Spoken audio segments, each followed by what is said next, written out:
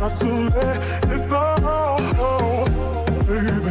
You got to let it go. You got to let it go, baby. You got to let it go.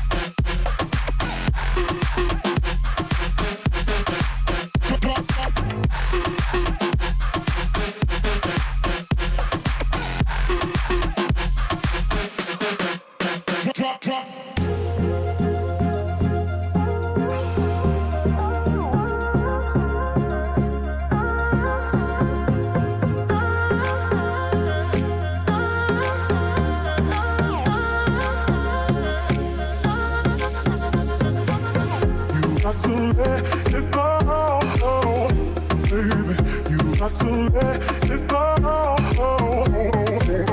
you got to let it go, baby. You got to let it go.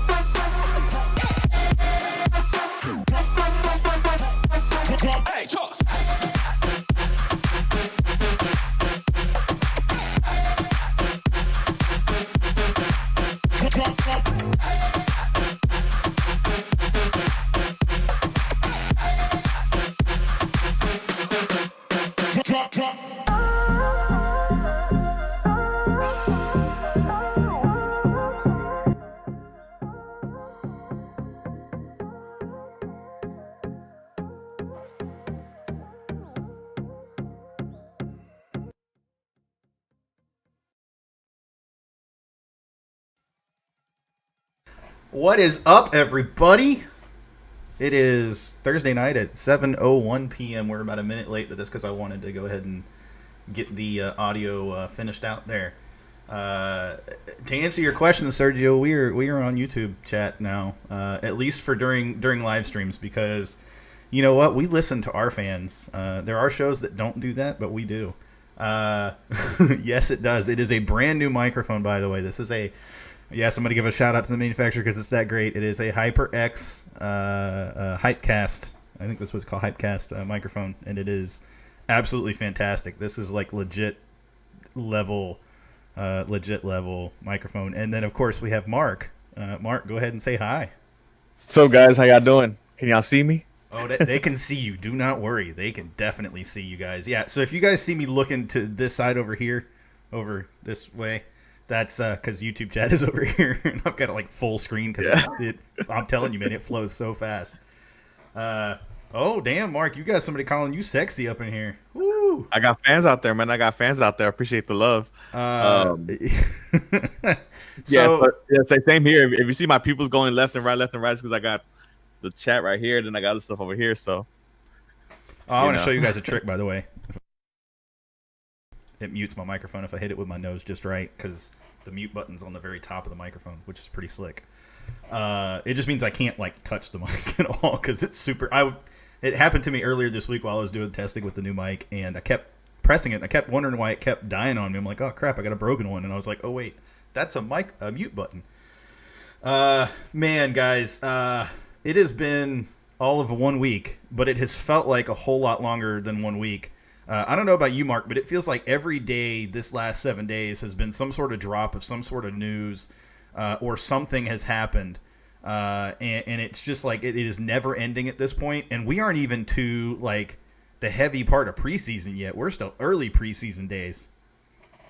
I mean, if we got news coming, that means we got stuff to talk about every week now. Exactly. I mean, there's no stopping us anymore. I mean, it's just every week. The only time it's going to happen where we're not going to be able to stream every week is work. That is literally the only excuse we have at this point. Or getting like ungodly sick, which hopefully won't happen. But so let's talk about what we're going to talk about this week. We've got 3 real big topics for you guys this week.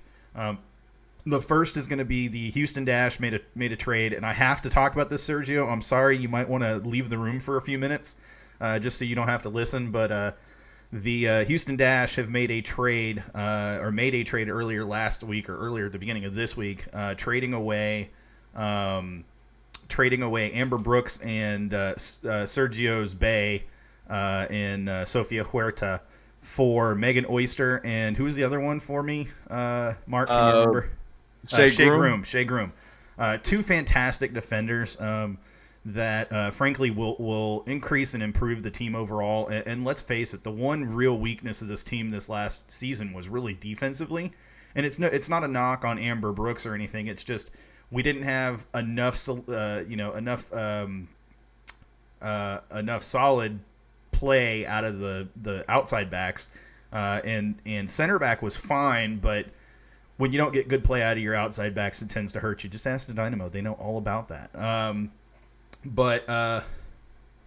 Oh, and that's right. Yes, all season ticket holders. I'm glad you brought that up, Pat. All season ticket holders. Oh, hey, I've got YouTube chat actually in like streaming live in front of me. That's awesome. What I was saying on Twitter, it was shown, and it was part of the graphic they used earlier in the preseason or earlier in the off season. From the Dynamo perspective, if you're a Dynamo season ticket holder, you get at minimum 2 free Dash tickets, complimentary Dash tickets, or up to 6 if you are a what they call legendary status, which, by the way, I am. That's right. I've been there for more than 5 years as a season ticket holder. So you get complimentary tickets this year to the Dash. So make sure if you get the opportunity, you definitely give your ticket rep a call. And if nothing else, guys, if you are trying to figure out when you want to go, I say let's organize a day to all go, like a match to all go together. I don't know Sergio and Jeff, but maybe we can organize it as maybe a co-thing with the Surge or Hustletown. I think that'd be pretty awesome. Co-sponsored by Gin Orange.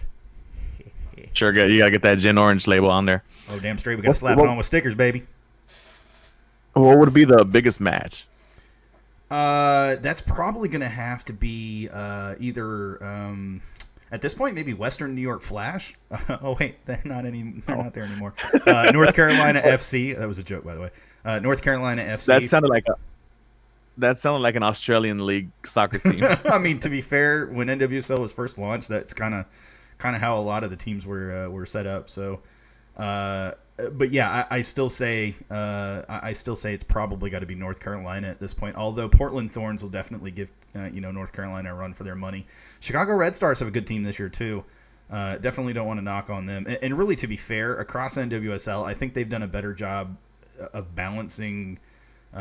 Parity across the league. Even though there are some teams that will always run roughshod over other teams, I just think, traditionally speaking, that the teams that traditionally are the powerhouses are not going to be quite as strong this year. And then, of course, you have Orlando Pride, but I'm not sure exactly how strong they're going to be this year. Isn't Alex Morgan pregnant? She's in Orlando Pride, right? Yeah, she's at 7 months pregnant, so you can believe she's going to miss about a third of the season at least. F that. I mean, she's out there still training, man. No excuses. Oh, no. Yeah, she was running around 7 months pregnant. I'm like, damn, that ain't happening. I mean, to each their own. I'm 7 months pregnant. I'm not running around. You are, huh? You don't show it. Mark. Not a day over 6.5. So we wanted to talk a little Dash. I feel like we've got our Dash talk out of the way. And yes, it was really short, and I apologize, but there's just been so much other stuff that we got to kind of get to this other stuff, right? So let's talk this week. We had the kit drop. How you feeling about the kit, Mark? New kit. How you feeling about that kit? Man, it's gonna take a little time for it to grow on me, honestly. That 3-stripe over the shoulder thing, man. I don't know who and Adidas and MLS decided to go with that for the 25th anniversary.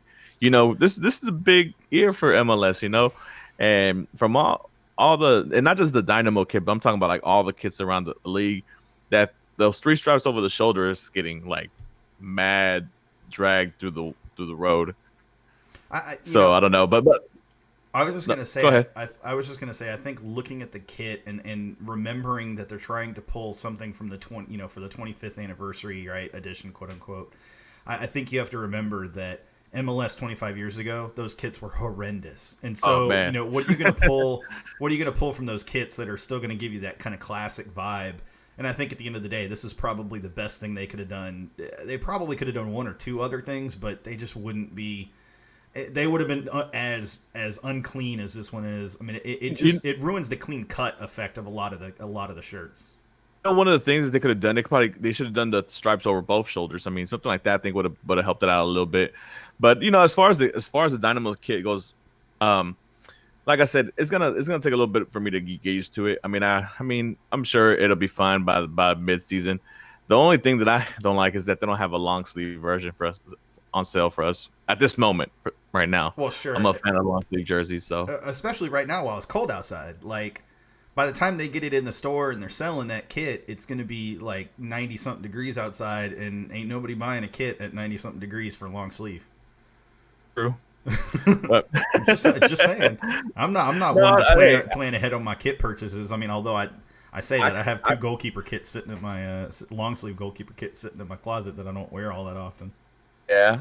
So I mean, what did you think about the whole, I mean, did you get a chance to watch the fashion show they launched? Did you see DeAndre Hopkins up there with the? I saw clips. I definitely didn't watch live, mostly because I couldn't give a damn about that. I really can't. I'm sorry. You're not into fashion, Sean? No, that surprises me. You are asking the wrong person if you're looking for fashion stuff. No, I am definitely not a fashion guy. I like to think of myself as clean cut enough that I could pass for fashionable, but that's about the extent of my fashion knowledge and fashion hobby. Could have fooled you. Get out of here, Mark.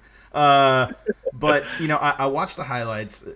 I'm air quoting that highlights. But what I was really impressed with and I liked was I thought the way that that Hopkins kind of did the kit. I felt like he did the kit right. Like, if that makes sense. Like, he went out there and he wasn't trying to be too fashion-y about it, but at the same time he was Nuke. I mean, what more can I say? He was Nuke, and he looked all right with the kit. Yeah, I mean, for those who know about DeAndre Hopkins, or Nuke, as he likes to be called, I mean, he's a huge soccer fan. I mean, if you know, the reason he wears number 10 is because of his idol, Lionel Messi. Some people will say that, and he said that in that interview, but on the flip side of that, people are saying, and I saw this in our chat, actually, or no, it might have been a different chat, where people were saying, oh, no, it was a different chat.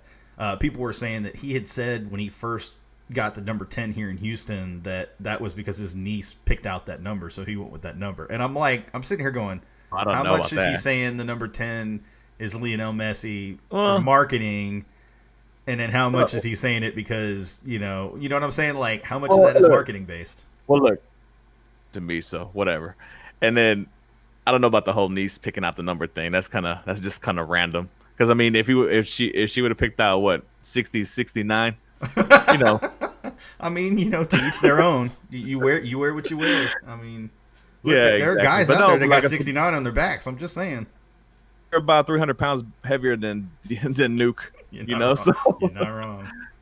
But no, but one of the interesting clips that I got out of from the whole MLS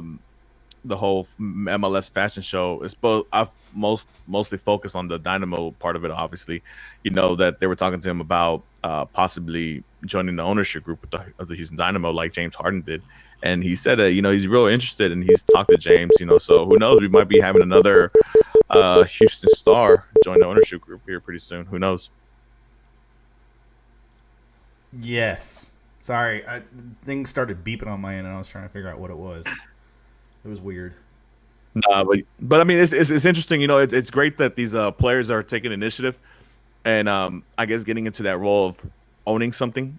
Instead of you hear about all these athletes at the end of their playing day, 2-3 years later they're all broke and stuff like that.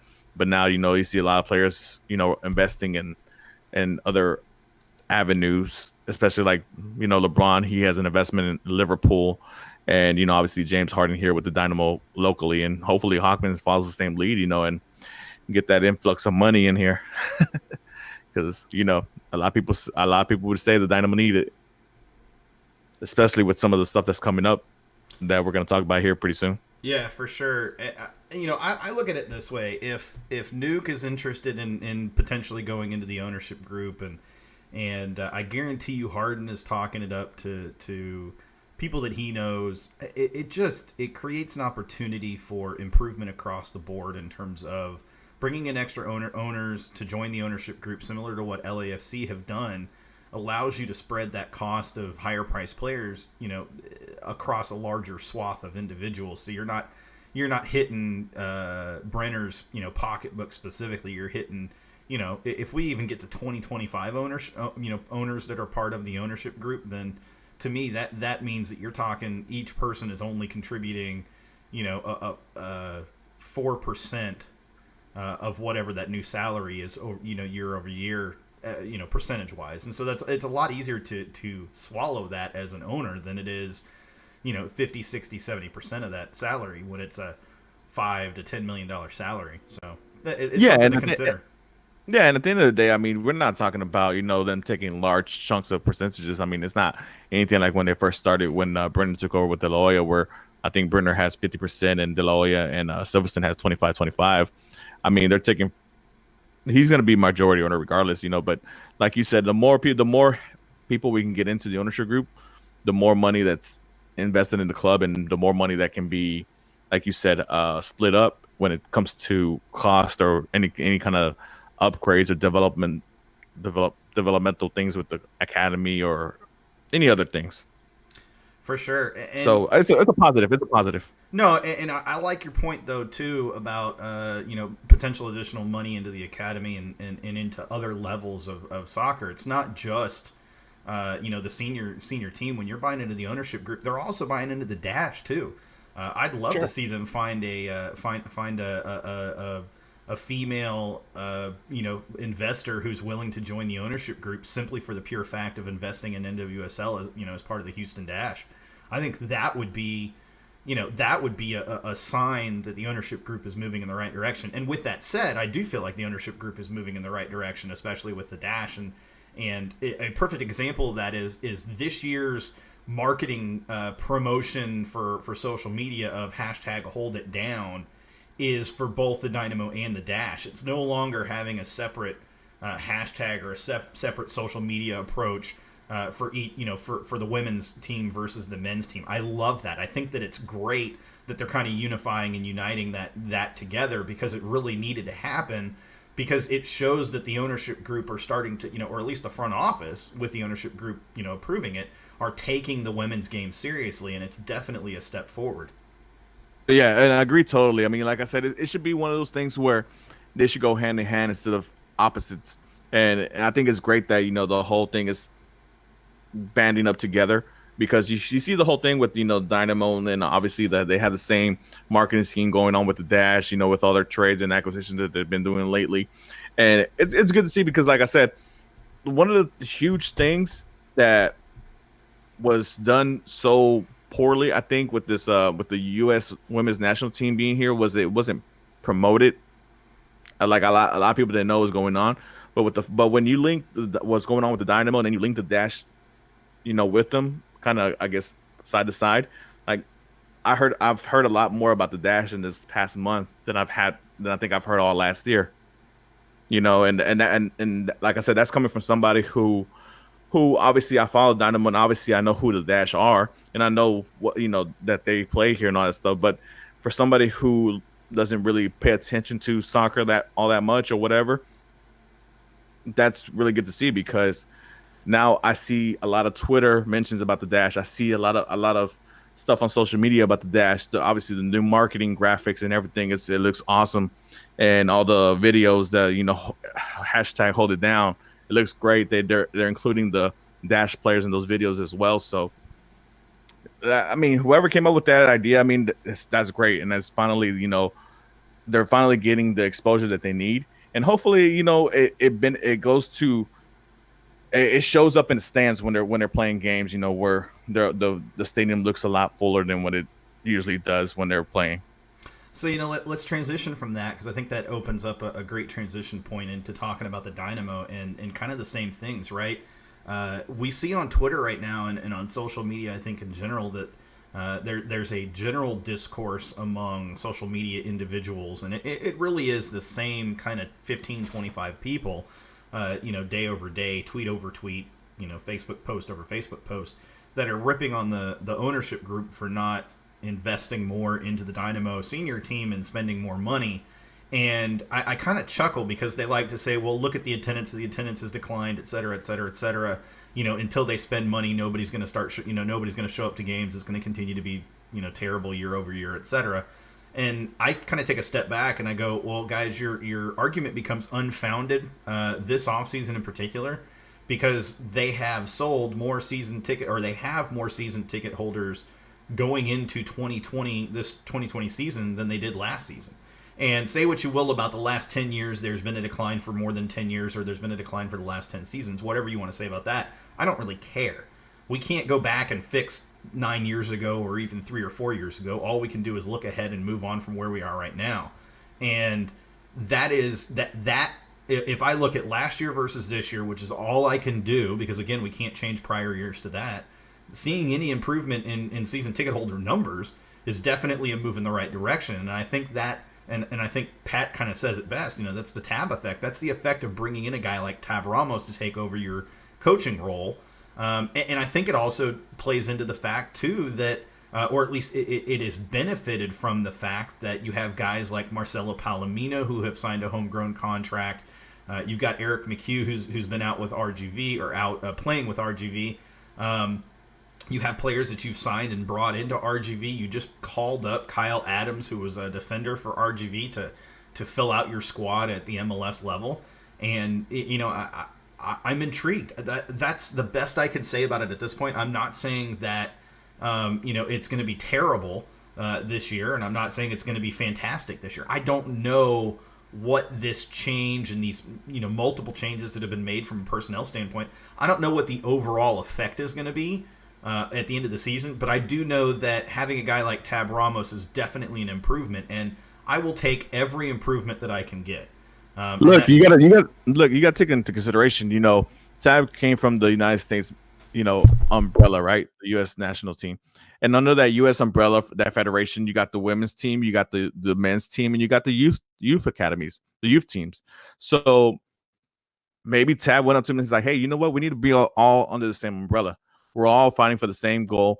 We're all trying to build the soccer culture here in Houston. So let's do it all together. Let's build up the academies. Let's do what we can with the Dynamo, and let's improve the Dash. Let's get the exposure out there for all three branches of our soccer culture clubs, or whatever that you want to call it. And I think it's a great way to do things, because, like I said, it's one of those things where these federations, or even if you take soccer internationally, like, for example, Barcelona. I mean, Barcelona has the men team, they have the Barcelona B, they have the academy players, and they have the women's soccer team under the same umbrella, under the same FC Barcelona. And when you go under that, all you do is hear FC Barcelona, and you see all the different branches of what FC Barcelona is. And it doesn't just include, maybe the main focus is obviously the men's soccer team, but I know there's a women's soccer team. I know there's a B reserve squad. I know I know all about their academy, and obviously we're nowhere near that level of that much of tension with the Dynamo and Houston soccer as overall. But these are small steps. This is the beginning of building something, building a foundation, building a culture, building something here for Houston and the soccer community. So hopefully it works out, man. And I'm all for it. Like I said, I'm with you, Sean. I know people out there want to talk about spend money, and look at the past couple of years. Look, I'm not going to worry about the past years. That's that. Whatever happened in the past, that happens in the past. That's it. I'm going to start from here, and then let's see where we go on from here on out. No, I mean, I completely agree. I approach it in the exact same way. I mean, it's we can only look ahead. We can't look back. And if you look at, and I know I'm specifically calling out a section of the individuals that are the detractors, if you will. But if you look at it, the large number of them continue to have this focus on the past and continue to have this focus on what was, and we want to go back to the Robertson days, and we want to go back to when we had guys like Ching and Eddie Robinson and Stu Holden and Jeff Cameron, and the list goes on and on and on. And I have a real simple response to them, and that's not MLS anymore. If MLS was the same way it was 20 years ago, we would have no problem. We could still run Dominic Kinnear out there with no problem. But the problem is that it's changed year over year, and it's changed. We're on like MLS 5.0 at this point. They talk about MLS 1.0, 2.0, 3.0, et cetera. But we're kind of to MLS 5.0. And yes, there was 4.5. Well, whatever you want to call it. But there was a period where the Dynamo lagged behind because they were trying to figure out how to adapt to the changes that were happening across the board. And unfortunately, I feel like at that point, management did not do a good enough job. And I don't lay that squarely at the feet of coaching, although I think that plays a big role in it. I think I lay a lot of that to the actual management at the highest levels, and that's not the ownership group. I think they addressed it by letting Chris Kennedy kind of leave, and then you bring in a guy like, ultimately a guy like John Walker. You bring in guys like Matt Jordan to take over the technical side of things. You bring in people like Deanna Witter from a marketing or not marketing, but from a revenue perspective to improve, revenue overall. They brought in a new marketing director this offseason, and I feel like all of these things are paying off in droves. I know I can speak for both of us when I say, and we talked about this last week, but that opportunity to hang out with Deanna and John, that would have never happened under the previous regime of the Houston Dynamo. Getting the opportunity to hang out at a bar, and I probably shouldn't say this on the air, but drink shots with them, down shots with them.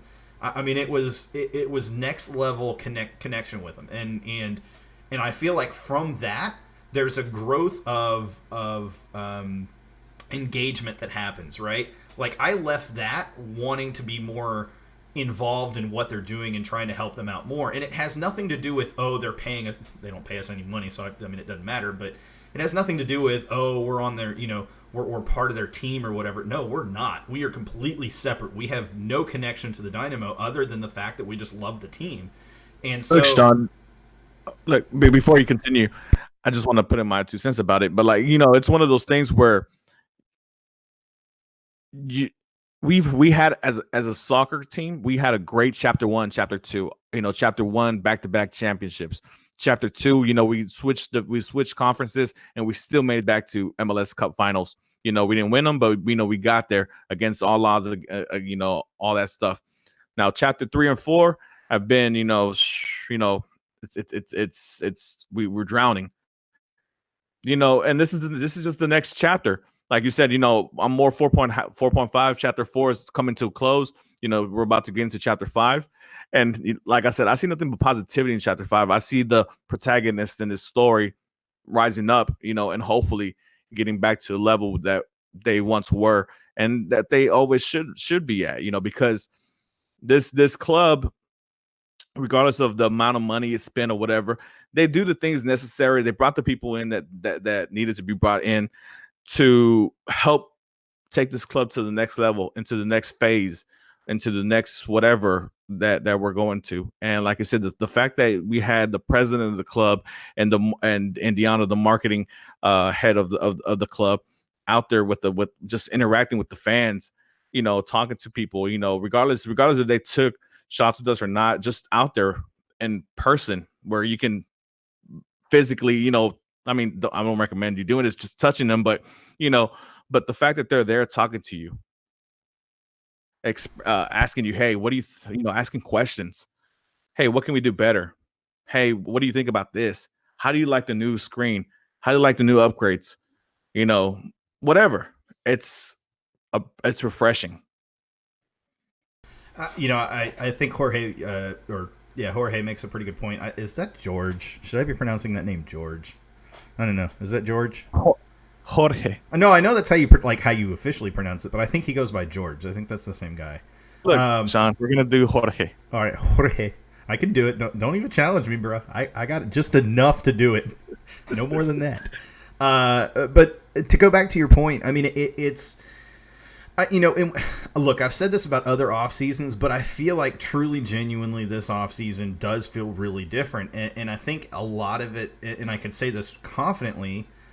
See, he says that's correct. Either one works. So, but I feel like genuinely speaking, that year over year, this is definitely an improvement, just from the enjoyable. Like I said, it's the engagement of the front office. It's not the front office that feels like it's kind of on their pedestal out there. They're right in the mix. They want to be involved. They don't want to just be some entity that just exists, in the ether, but they actually want to be part of things. And to me, that is that level of connection that I want to see as a fan, to know that, hey, these guys are engaged. These guys are plugged in. They're connected. They're tuned in. They're not ignoring what's going on. And we see it because they've done these fan forum things. They've done all sorts of stuff that have been things that people have asked for in the past, and definitely asked for in the offseason, and they've made it happen.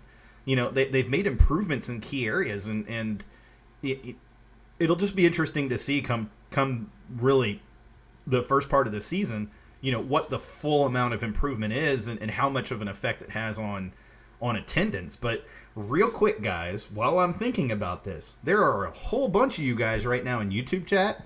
I took the time to add YouTube chat back on, and you can ask Mark. It took me a few minutes to figure out how to enable YouTube live chat again. 4 minutes. And 4 15 minutes. seconds. Oh, come on. It was long. It was a lot longer. Now it was almost 30 minutes. But seriously, look, if I turn that on, I'm going to hope that you guys take a minute and you like the video. You subscribe to our channel if you are not already, though probably most of you are. But if you aren't subscribed, but do us a really big favor and share the channel and stream out to your friends and family over social media. Twitter, please. Twitter is big. Twitter helps definitely, but even Facebook. Dude, and you can hit Facebook and go ahead. Post it out there on Discord, but now that we're not on Discord, we're gonna bring it over to the chat over here.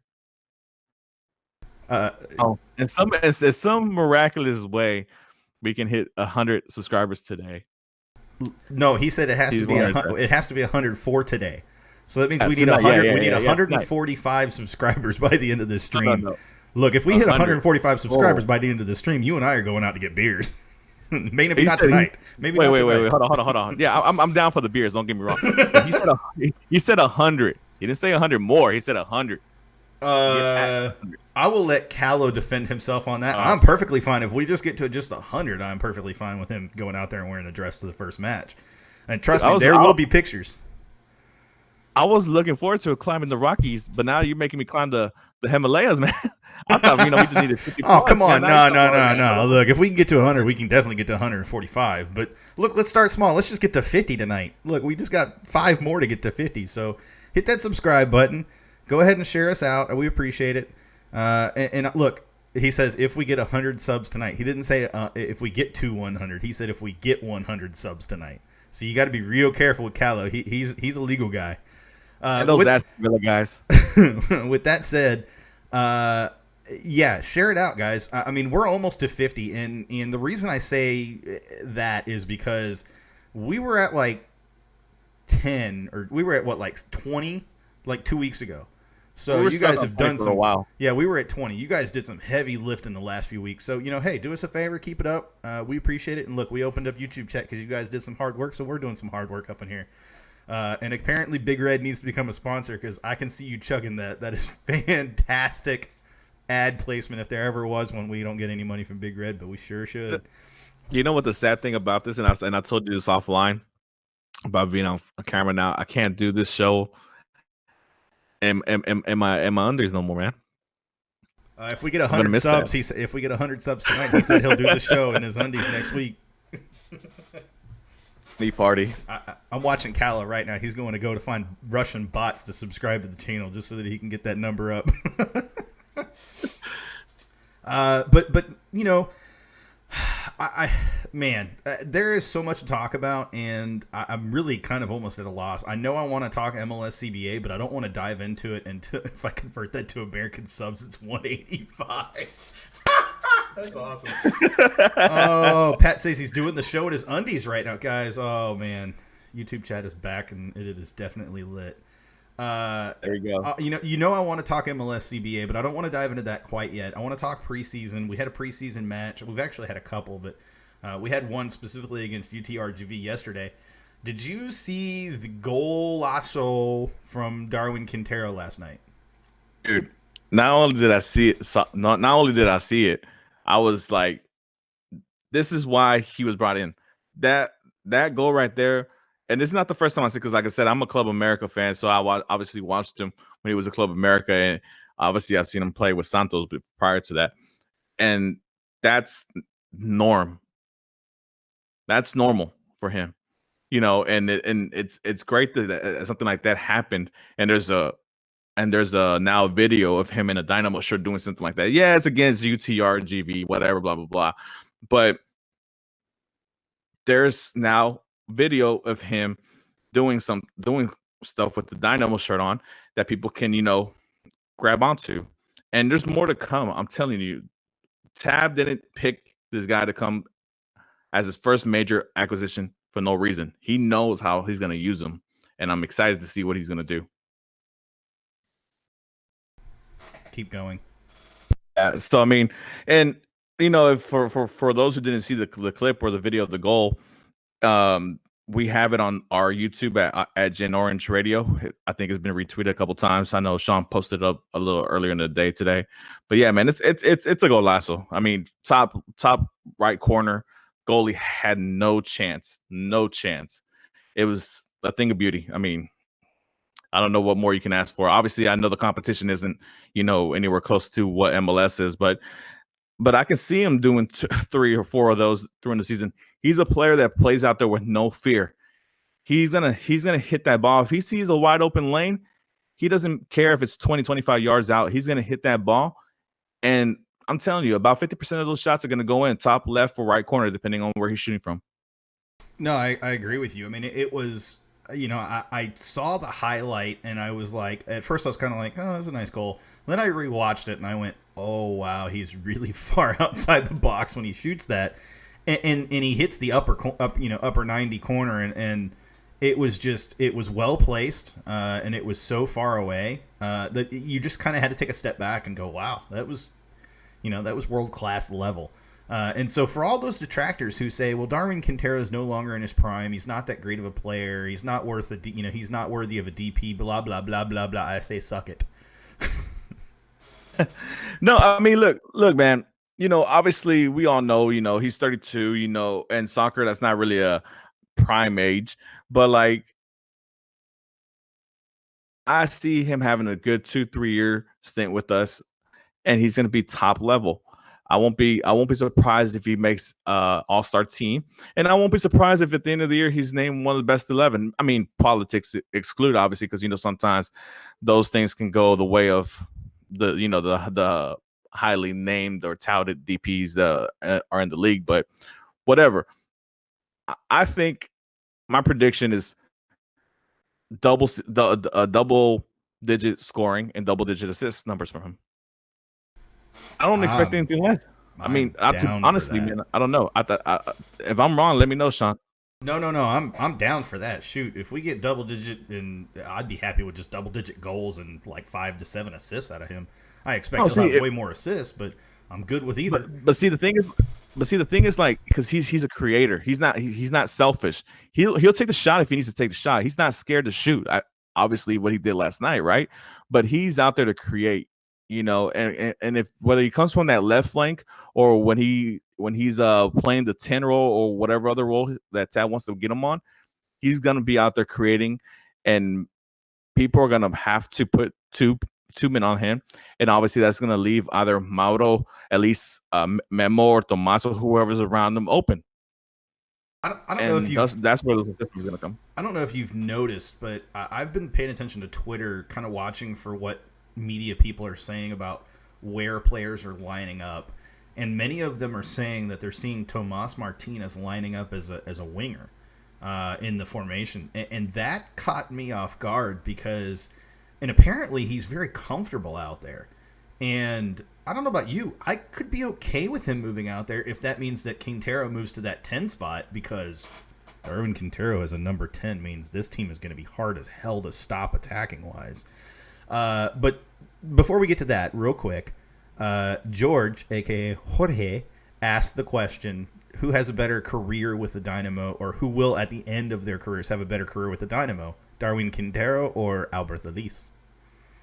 Look, I mean, it'll be crazy because, like I said earlier, I mean, I expect a good 3 years out of Quintero, and obviously Albert has been here for 3 years. And in those 3 years that Elise has been here, I mean, for the most part, he's been double-digit goals and double-digit assists. It might be 10 and 10, but he's right there averaging 10 and 10, which is great.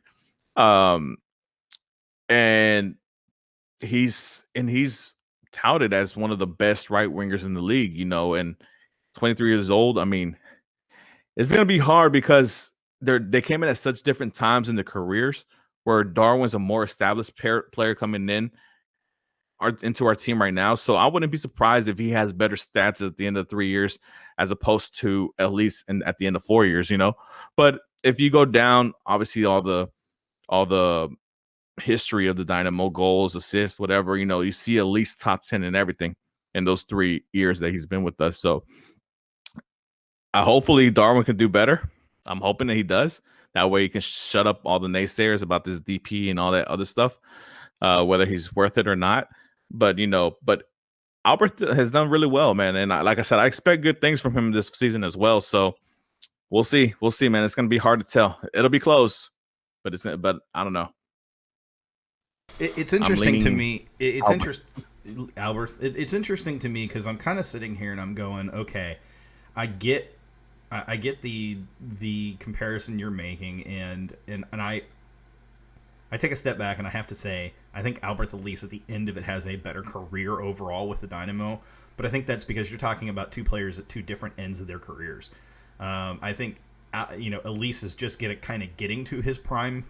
Really he's not even there yet. He still has 2 or 3 years before he hits his prime, and Darwin's kind of just over that prime age, but he's not losing enough to warrant taking him off the pitch. I mean, he kind of reminds me of of Boney at this point, and just in terms of Boney's capability to still distribute the ball and still make the right tackles and that sort of stuff.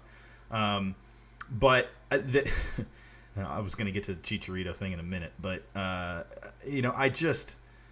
don't care who wins that battle. I don't care if it's Darwin or it's Elise who has the better career. I just hope they both have fantastic careers. That's all I need. Sure. There's no need for me to worry about which one's going to be better. Why can't they both just be amazing and just be happy with that? Hold on before you move on, but look, when it was Kyoto and Elise, I would have been very happy with both of them having double-digit scoring numbers and double-digit assist numbers. And I actually think that both of them could have done it, if it weren't for things going on in their personal life with Kyoto. But like, dude, you should be able, especially the way Mauro sets himself up for goals and stuff like that. And especially since you have a top-notch backup and Christian Ramirez, who are poachers for those kind of balls if you give them good service. I don't see why both of them can't have double-digit assist numbers. I don't think it's something crazy. So here's something to consider too: is because of the players we now have, the Dynamo have enabled themselves to shift formation too. Like, they're not stuck in this 4-3-3 anymore. You have a true number 10 in Darwin Quintero, or a player who plays a reasonably decent, number 10 in Darwin Quintero.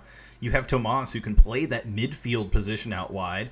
And sure, you could throw Elise on the midfield, out wide on the midfield on the other side, or you could throw Memo out there and start Ramirez and Mauro up top with Quintero directly below them, and then your two DMs, further down than that. And that's not even a 4-2-2 or 4-4-2. I don't even know what you call that, because I can't figure out 4-1-3-2 maybe. It's weird, 4-2-3-1, which is what we're supposed to be playing, but it's not what we're going to really play because we're going to play more like a 4-3-3. I don't know, but I see all the formulas playing out in front of your face. Oh like my the god! You should watch my eyes. I'm literally looking all over my walls because I'm just like, oh yeah, right there and there. Anyways, but it's just we have flexibility this year that we haven't had in years past, and it has nothing to do with quote unquote depth. I saw that comment come up on Facebook, and I want to point this out. It came up on Glenn Davis's Soccer Matters threads when he posts something on Facebook, and the replies that he gets, those are toxic, man.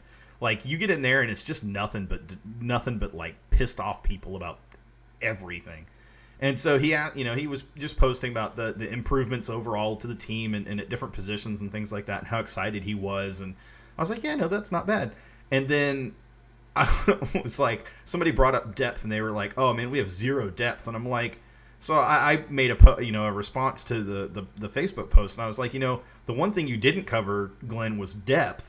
And the reason I wanted to bring that up is because with Tab Ramos, if Tab Ramos unlocks that pipeline between RGV and Brazos Valley and the Academy, our depth is limitless. Like, there's no cap on how much depth we can have, because Sean, but it's not just that. I mean, you don't even have to go that far. You don't even have to worry about RGV or the Academy. Just look at the players that they have on the bench or who are fighting for spots. You got Nico Hansen, you got obviously Memo, you got Tommy Mack. I mean, you have. But Tommy Mack sucks, at least that's what I've been told repeatedly over and over and over again. Look, he grew out the hair. Give him a chance. Thank you so much, Mark. It's one of those things where he this whole thing Stop your talking. You're breaking up. Give yourself 30 seconds and take a breath. It'll be okay. Your internet connection is going wonky, and you don't even know. It's pretty funny. Just mute yourself for like a minute. Y'all got to be enjoying this as much as I am right now. It's pretty funny.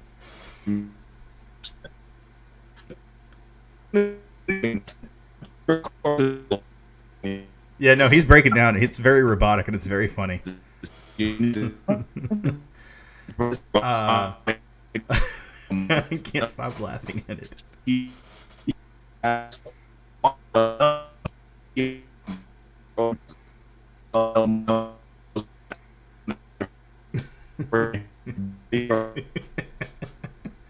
y'all gotta gift this or something. I don't know. It's pretty funny.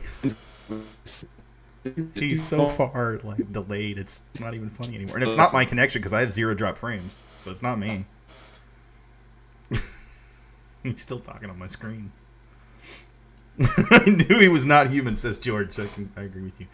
But no, I want to talk about Tommy Mack for just a second, right? Everybody's been bashing on him. And look, I even, to an extent myself last year, I was even kind of like, man, Tommy Mack was terrible.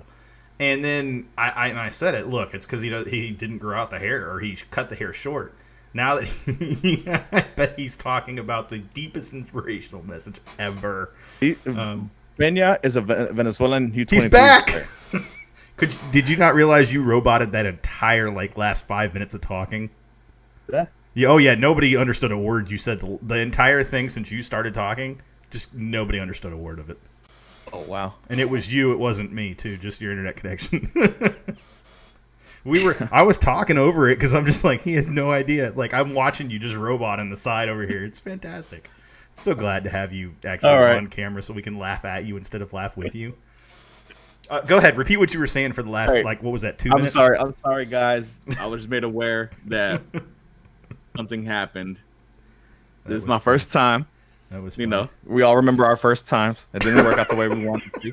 So cut me some slack, guys. First time's never your best time.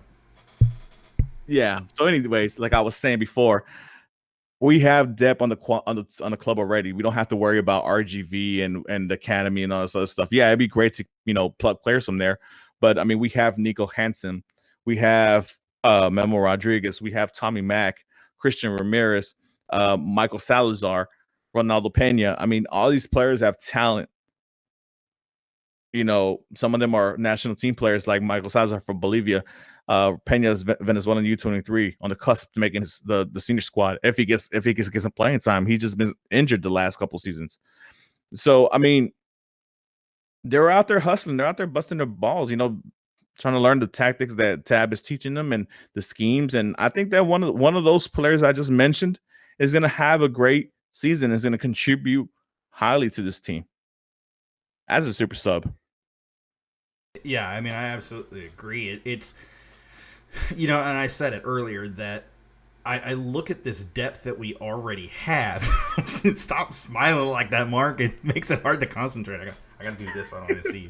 No, but it's I look at the depth that we have. I look at a Tommy Mack who looks like he's in much better form this preseason overall.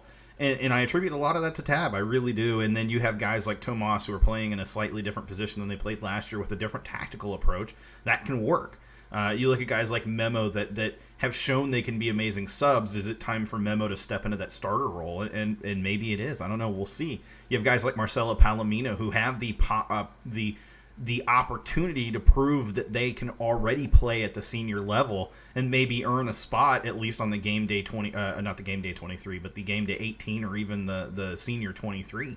And look, if Marcelo can do that, I'm all for that. But with that said, I mean, you start looking across the board and we have depth. The only area we don't have a significant ton of depth at is center back and outside back. And even then, because of the extra guys that we have available that are depth, we are able to cover any losses in those areas, like outside back, right? You look and we got Lundy, we have Bisama, we have Valentin, and we have Kyle Adams who can play outside too. And in Cabrera, who theoretically could play outside, though I think I see him as more of a center back at this point based on what I've seen.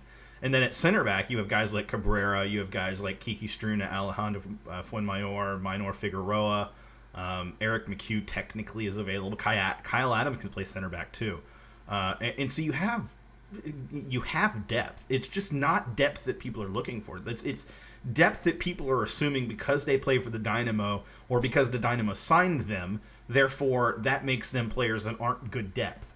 And unfortunately, that stigma needs to be broken.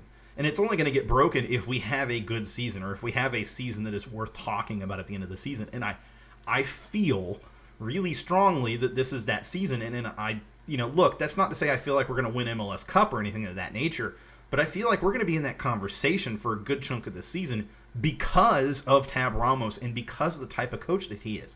One of the other things that I said in that Facebook post, going back to that real quick, or Facebook response, which I think gets lost in the conversation, is Tab Ramos has a history and has already done this where he brings in players, or has brought in players at the U.S. youth national team level, where they only get 2 or 3 practices with the teammates around them, and then they're thrown and thrust into a starting position and expected to perform. And they've performed well. They've been able to adapt quickly. Ramos knows how to help players adapt quickly to that big, massive change. And so a player like Marcelo Palomino, let's say he does start at RGV for the first part of the season, he gets a few minutes under his belt and Tab goes, you know what, it's time for to go ahead and call him up because of an injury or whatever. I have no qualms with how good Marcelo Palomino can be given that short transition period, because Tab Ramos knows how to plug those players in and get the most out of those players. And so that's what I'm most excited for, is seeing that part of the Dynamo that part of the Dynamo system develop more and more, because the more that we can tap into those places like Brazos Valley, RGV, the academy, players that are growing to the 17, 18 years old in the academy, the more we can tap into those, the more that our depth doesn't matter, because we have so much depth everywhere else that we can just grab players where we need to. Yeah, for sure. I mean, and that's going back to the conversation we had a couple of weeks ago, where there needs to be an alignment between Dynamo and RGV and the academies, that they're playing the same tactic, the same form, the same scheme. That way, when somebody does get called up, it's not foreign language to them. They know how to play that position that they're up there for, and they know what's expected of them. And one of the things that on the chat that Bob Shaft said, you can call him Pat. You can call him Pat. Pat. Hi, Pat. He said, it's his first professional coaching gig, and I understand that it's different coaching kids who are hungry and who want to improve every day to make it to professionalism, as opposed to coaching professional players who are already there professionally. But, it's one of those things where I think Tab gets that respect. I think he demands that respect, and he understands that if there's a player on the team that's not suited for the culture that he's trying to build, I think Tab has full range to, let's get rid of him. Let's get rid of this player. Let's get rid of this cancer or whatever. So I think Tab right now has the bull by the horns, and he's out there preaching his system, his scheme, his tactics. And I don't think the fact that he's a first-time professional coach is going to matter at all. They know that he's a winner. They know that he's out there busting his balls just as hard as they are. So I think it's going to be a great outcome here. Yeah, I'm like I said, I agree. I mean, I'm sold on Tab just purely from the fact, and I know what people are saying about, he's not coached at MLS, blah blah blah. I mean, the truth was, we weren't looking at coaches in MLS anyways when we were looking at coaches that were available. And the truth is, I didn't want an MLS coach. I didn't want a coach that had previous MLS experience unless it was very good MLS experience. I didn't want a Berhalter to come in here and take over because I wasn't comfortable with a Greg Berhalter taking over. Let's look at what he's done to trash the U.S. men's national team. but look, I mean, look, Pep Guardiola wasn't a La Liga coach until he went up to coach Barcelona. He wasn't a Premier League coach until he went and coached Man City. And it's one of those things where until somebody's given an opportunity, you don't know if they're going to fly or fall. And that's exactly. I think Tab is one of those, and I think Tab is one of those cases that because of the background he comes, because the fact that he used to be a player too. The fact that he knows, he understands, he's learned from coaches that he's played under, and he's learned from coaches all around him. I mean, the relation, you can see the type of relationship him and Jurgen had when they were with the U.S. Federation. They had a close knit relationship. That's why that's why Jurgen had so much confidence in whatever youth player he plucked out of there to bring up to the senior squad, because they knew that they were under good hands with Tab. And I think he's going to be one of those guys that are going to fly high, and fortunately for us, he's going to be flying high in orange. So, and look, I agree with you. I agree with some of what's being said right now, which is Cabrera worked until it didn't. I mean, that's true. I think about any soccer coach in this day and age when it comes to soccer. You look at a Pep Guardiola. He works until he doesn't work. He's not winning Premier League this year. You look at a Jurgen Klopp, and it's taken him how many years to get to this point where Liverpool are dominant? John, look, my favorite coach of all time is Carlos Ancelotti. Ancelotti's been fired 6 times. 6 times. By my favorite team, by your favorite team, by everybody's favorite team, any team out there. Yet he's a champion. He's one of the most respected coaches in any league. He's won everywhere he's gone, and look, in any professional league, any league, soccer, basketball, football, coaches are going to get fired. It is what it is. It's just the human nature.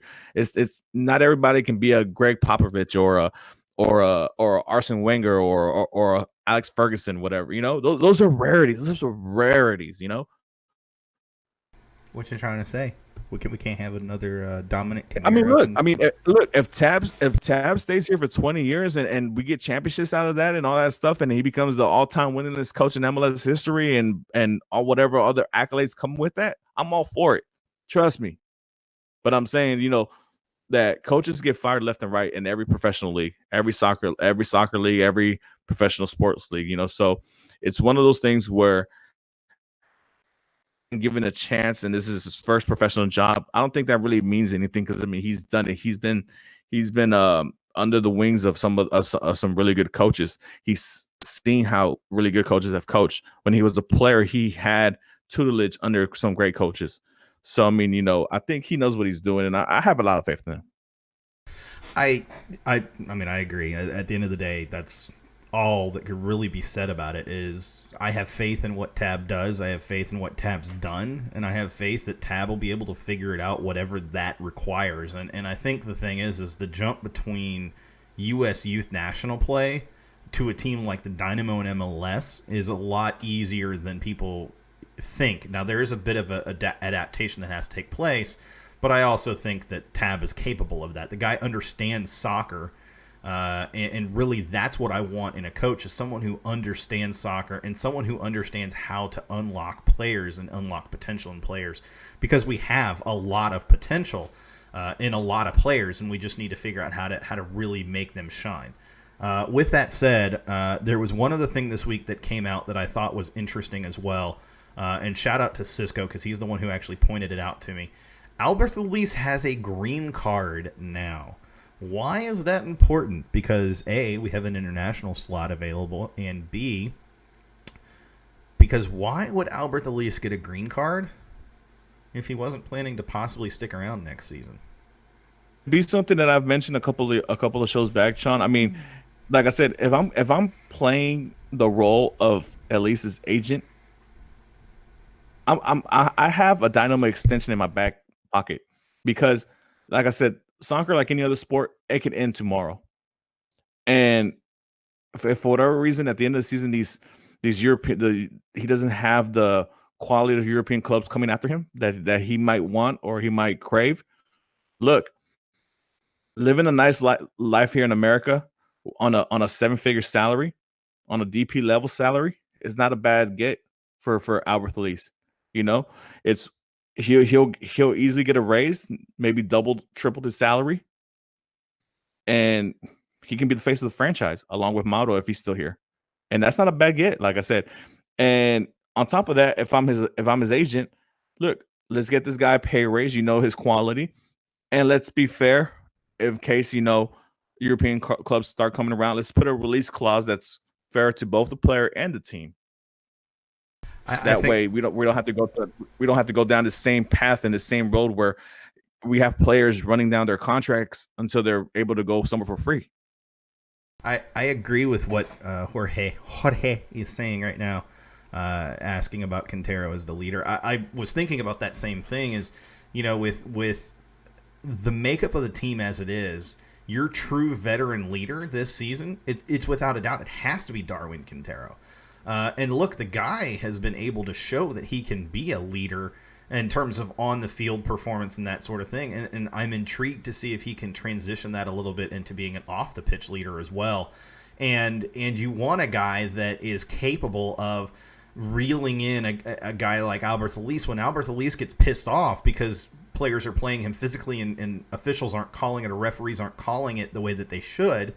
You need a player that he's going to respect enough that can say to him, "Hey, man, cool it. We don't need a card right now. You don't need to give him a free kick here. You don't need to be getting a red card here."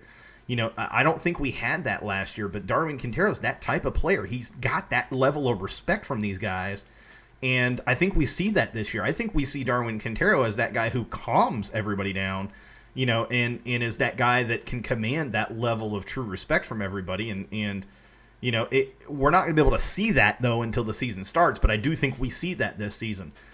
With that, go ahead. I'm sorry, but just to say, because me and Jorge are going back and forth here about Elise, but I think the thing about Elise, you also got to take in mind he's still young. He's 23. I mean, and I'm not trying to, trust me, I was as much upset as anybody on here about him getting these red cards and him acting stupid and acting childish on the pitch about, defenders playing them hard. Obviously, you're going to get the defenders playing you hard because you're the best player on the team. When you're the best player on the team, the opposing team is going to tactically make a plan to get you out of the groove. And I think that he's gonna grow. I think this season, because not just because he's trying to get a nice European team to come after him, but the fact of the matter is another year, and he's seen as one of those leaders. Because this is his 4th year. He's one of the longer tenured, aside from Boniek, one of the longer tenured players on this team. So he's gonna be looked at as one of the players that other players look up to. Hey, help us get out of this hole.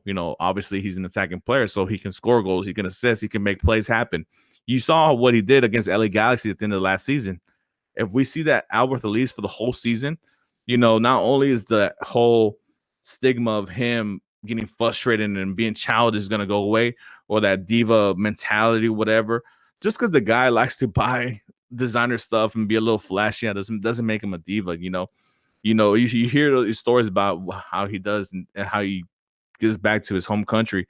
And I know a lot of players do that, and obviously we focus solely on Elise because he's, obviously a top player in our team, but I think he's going to grow a lot this season. And just watch, he's going to not, I'm not saying he's not going to make the same mistakes and be childish from time to time, but it's just emotion. When you're out there playing and giving your all, and it's not going the way you want it to go, it can get frustrating sometimes. It's like at work, you're thinking you're doing a great job at work, and for some reason one little thing messes up and the whole thing collapses, and then nobody cares about the 99 good things you did. They only worry about the one bad thing that happened. And it's kind of like that, man. You just got to give the guy give him a break and just tell him, hey, keep going. I think that's where Darwin comes in and can tell him, hey, chill, relax. You're doing good out there. Just keep it moving.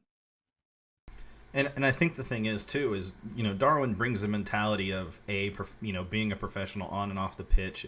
He's clearly done it for a while now, and he clearly understands what it means to be that guy. And that's not to say he's perfect or anything of that nature, but it's to say that he has taken on that role elsewhere and helped elevate that attack elsewhere, and I believe he can do it here. And we already had a pretty damn good attack, so him elevating the attack at all is going to yield a better overall attack. With that being said, Mark, it is time. We got about an hour left, roughly, and I'm ready to talk CBA. We're going to need all this time. No, trust me, I'm well aware, because this chat is about to pop off when we talk CBA. Believe me, they ain't going to get in on it. Well, I'm gonna let you kick it off. Where do you want to start? Oh, we're going to start. So the article that I use when I kind of read through the stuff from the CBA for now, because they haven't actually released the CBA, they've just released talking points about it. It's in pieces. So this new CBA was agreed to earlier this week, and it runs through the 2024 season. What that means is we have 4 seasons with this new CBA. 2020, 21, 22, 23, 24, 5 seasons, right? Yeah, thank you. So the first thing is that MLS is agreeing to increase investment in player spending. So I'm going to read the paragraph and then we'll talk about it. MLS will increase investment in the salary budget, general allocation money, aka GAM, and performance bonuses for players, raising the spending power per club every year from 8,490,000 in 2019, that was last season, to 11,643,000 in 2024. That is an increase of roughly 2.8 million over the course of the next 5 seasons. In addition, the minimum annual salary for senior roster players will increase each season to $109,200 in 2024, and 401k contribution and other benefits will also increase with the new CBA. So here's why this is important. It's because that 8.49 million in last season, that was not necessarily you had to spend it all. A large portion of that was targeted allocation money, which it was something you could take or you could take and not take. You didn't have to use it. And as I understand it, the goal is that come 2024 is that 11,643,000, about 80% of that, so roughly 9 million give or take, is intended to be used by every team, no matter the position they're in. Which means that that's a lot of money for all teams to be spending. And the way they're doing that is they're getting rid of some of that targeted allocation money season over season, and they're converting that to GAM, which allows you to use that money. General allocation money can be used to, instead of buying a player's salary down to below DP level, what you're doing is you can buy that player's salary down to 50% of whatever you have agreed to pay them. What that means is a player like Kyoto, where you agreed to pay him $500,000, instead you're paying him $250,000, and you're using $250,000 a GAM to get there. Why is that important? Because that means instead of using targeted allocation money, where the intent was you use the targeted allocation money and then you turn around and sign a DP for the same, basically at the same level of your targeted allocation money buy down player. Now you're just spending it on players as you need to spend money on players. So what it's doing is it allows teams like the Dynamo and those teams that spend less money overall to be able to use that money on their existing players, and to then turn around and whatever money they're using on existing players and just general allocation money can now be used to actually bring in new DPs. And the important thing that players are really excited about is that 401k contribution and other benefits will also increase. That means things like health insurance, travel insurance, stuff like that players don't really have right now will be rolled into their contracts moving forward. So that's going to be pretty impressive for them. And a shout out to the players union, because that's an impressive get overall. Now, it's not a huge increase. I mean, that's, like I said, that's only roughly 2.9 million from, or 2.8 million, whatever it is, from 2019 to 2024, which means you break that down, that's basically 5 million, not 5 million, 500,000 per year increase to the salary budget overall. That's really not a big increase. I mean, that's one extra player essentially each season, but that means expansion of roster sizes, I think, is also in the future, which is exciting because that's how you compete with Liga MX over the long term. How do you feel about the increase in spending, quote unquote?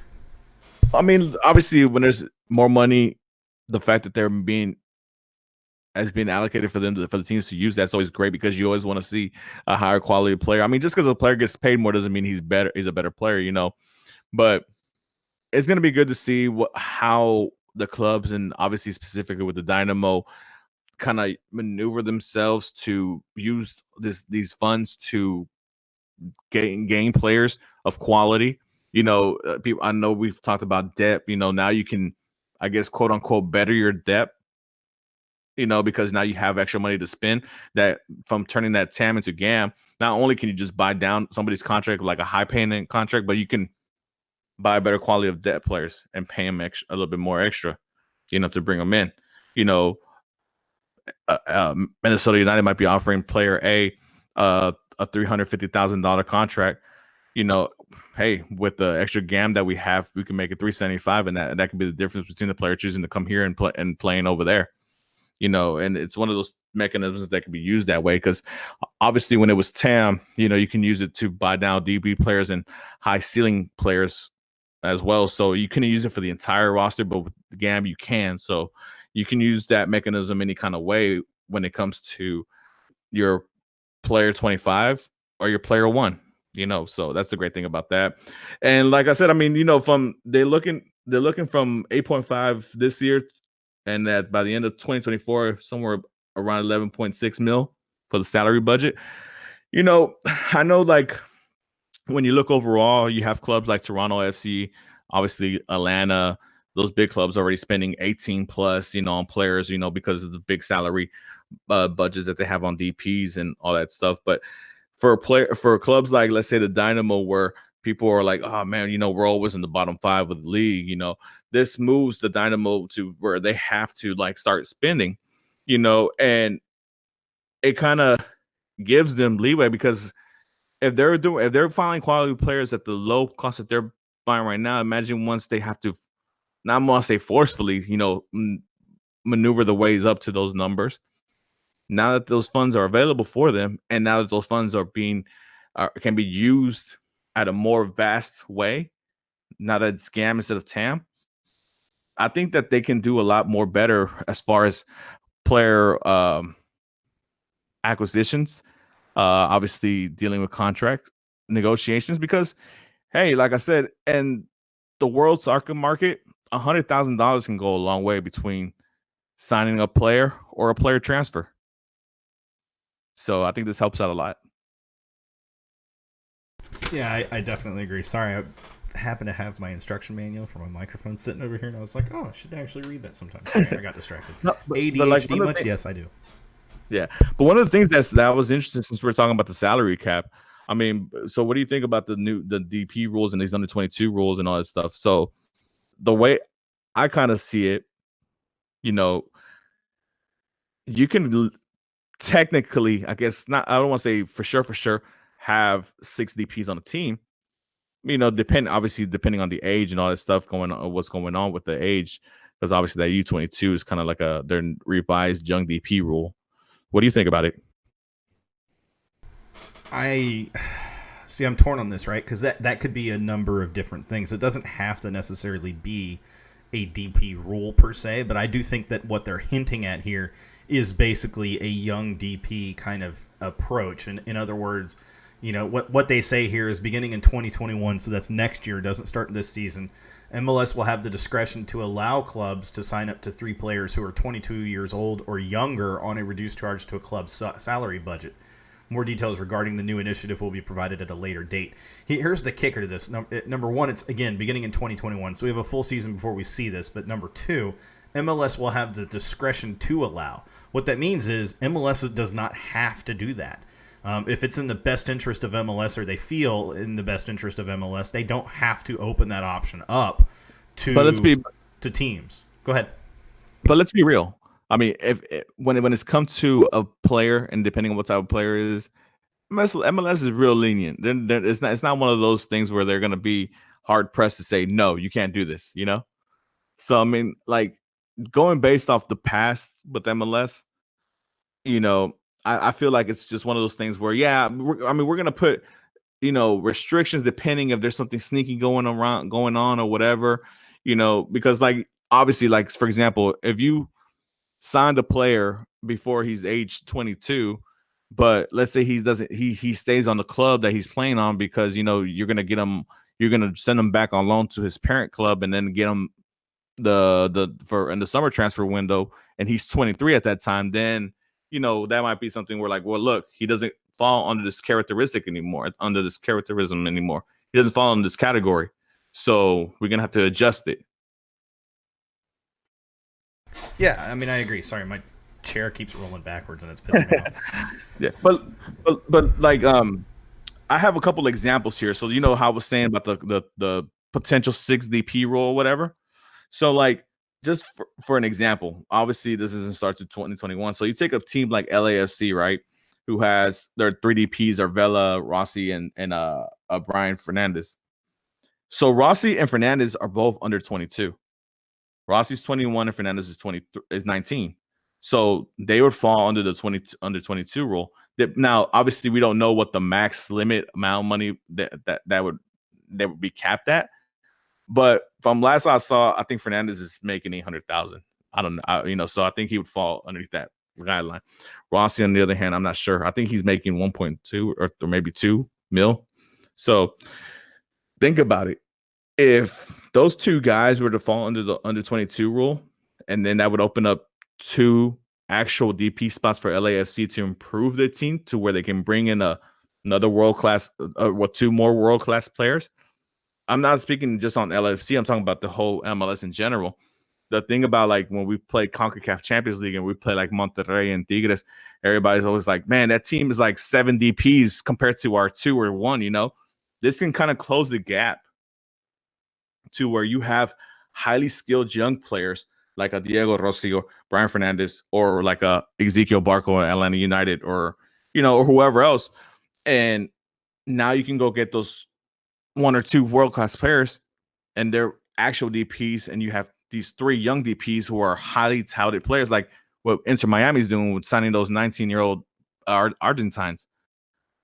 If those kids come in MLS and wreck it, I mean, Inter Miami's going to be in a really good spot when it comes to next year. Well, there's something else to keep in mind, too, and I'm going to read another part of this. The designated player spots. Clubs will continue to have the right to sign up to 3 DPs in the new CBA. The league will have the right to limit the compensation for the third DP to the maximum TAM salary unless the player is 23 years or older, in which case there will be no limit. Why that's important and why that actually ties into what you're talking about is that for teams that already have 2 DPs that are over that age limit, they're not considered young DPs. There's not many teams that are that way, but they exist. Then those teams, I think Minnesota, actually, if you look at Minnesota, pretty sure. Well, actually, I think DC is another one. That's what you're saying, and I have the perfect example of what you're trying to get to. Go for it. I'm listening. So you're talking about that third DP that might be limited. So, for example, you're going to take LA Galaxy, whose top 3 DPs are Chicharito Hernandez, obviously, and Jonathan Dos Santos.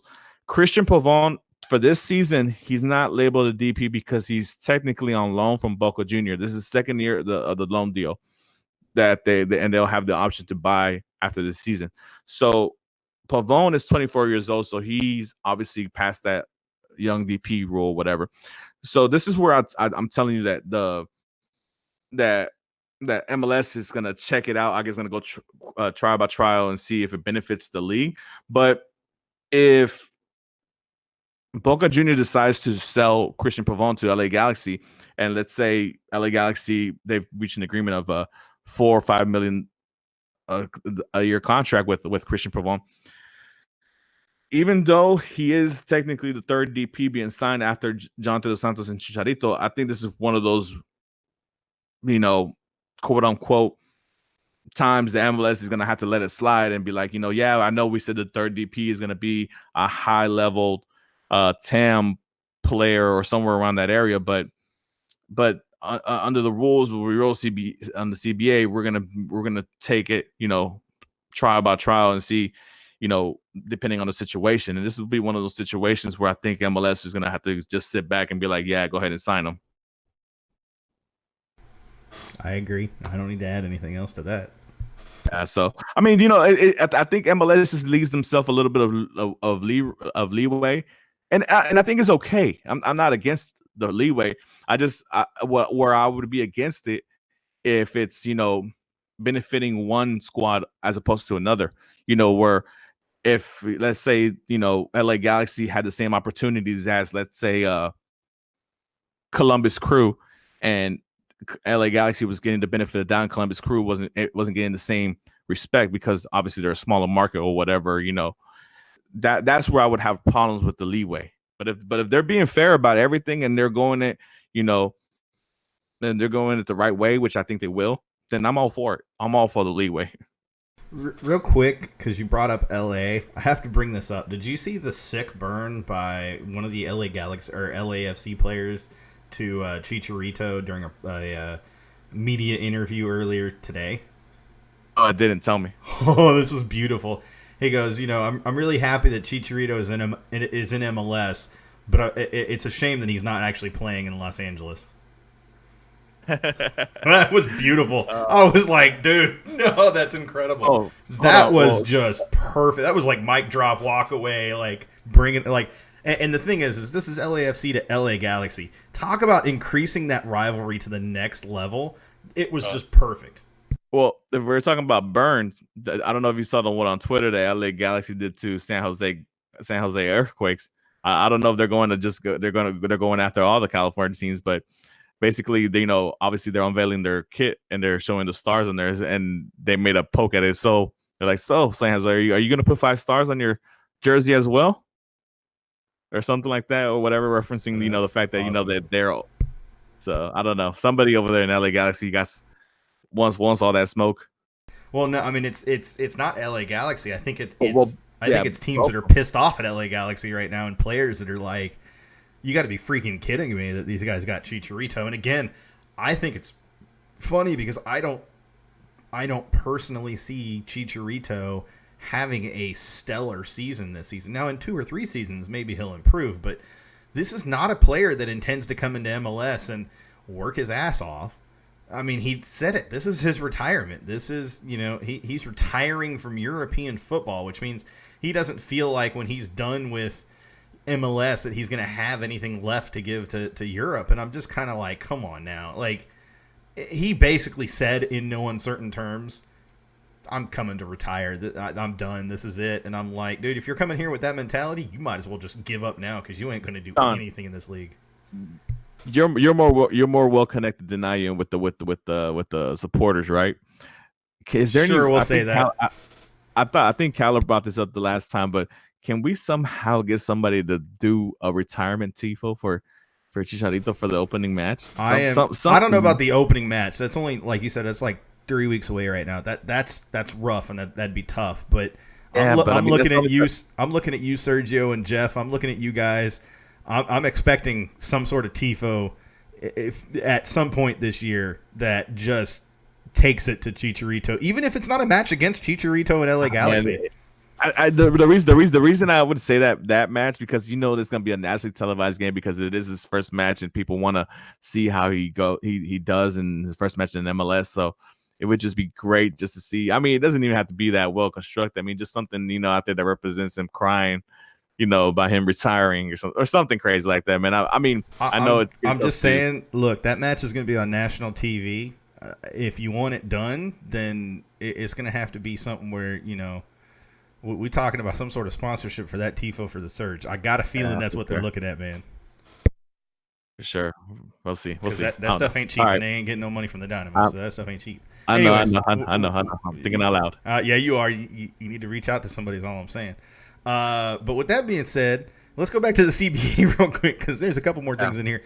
Something that's really important that I'm really actually surprised that the players were able to get and to use their leverage to get is, and this is probably going to surprise people, but players are actually going to, starting in 2023, they're going to get a percentage increase in spending based on the media revenue generated by broadcast fees that that MLS is receiving from their broadcast partners. Why is that important? Because the MLS media agreement currently ends in 2022, at the end of 2022. So going into 2023, there's going to be an increase.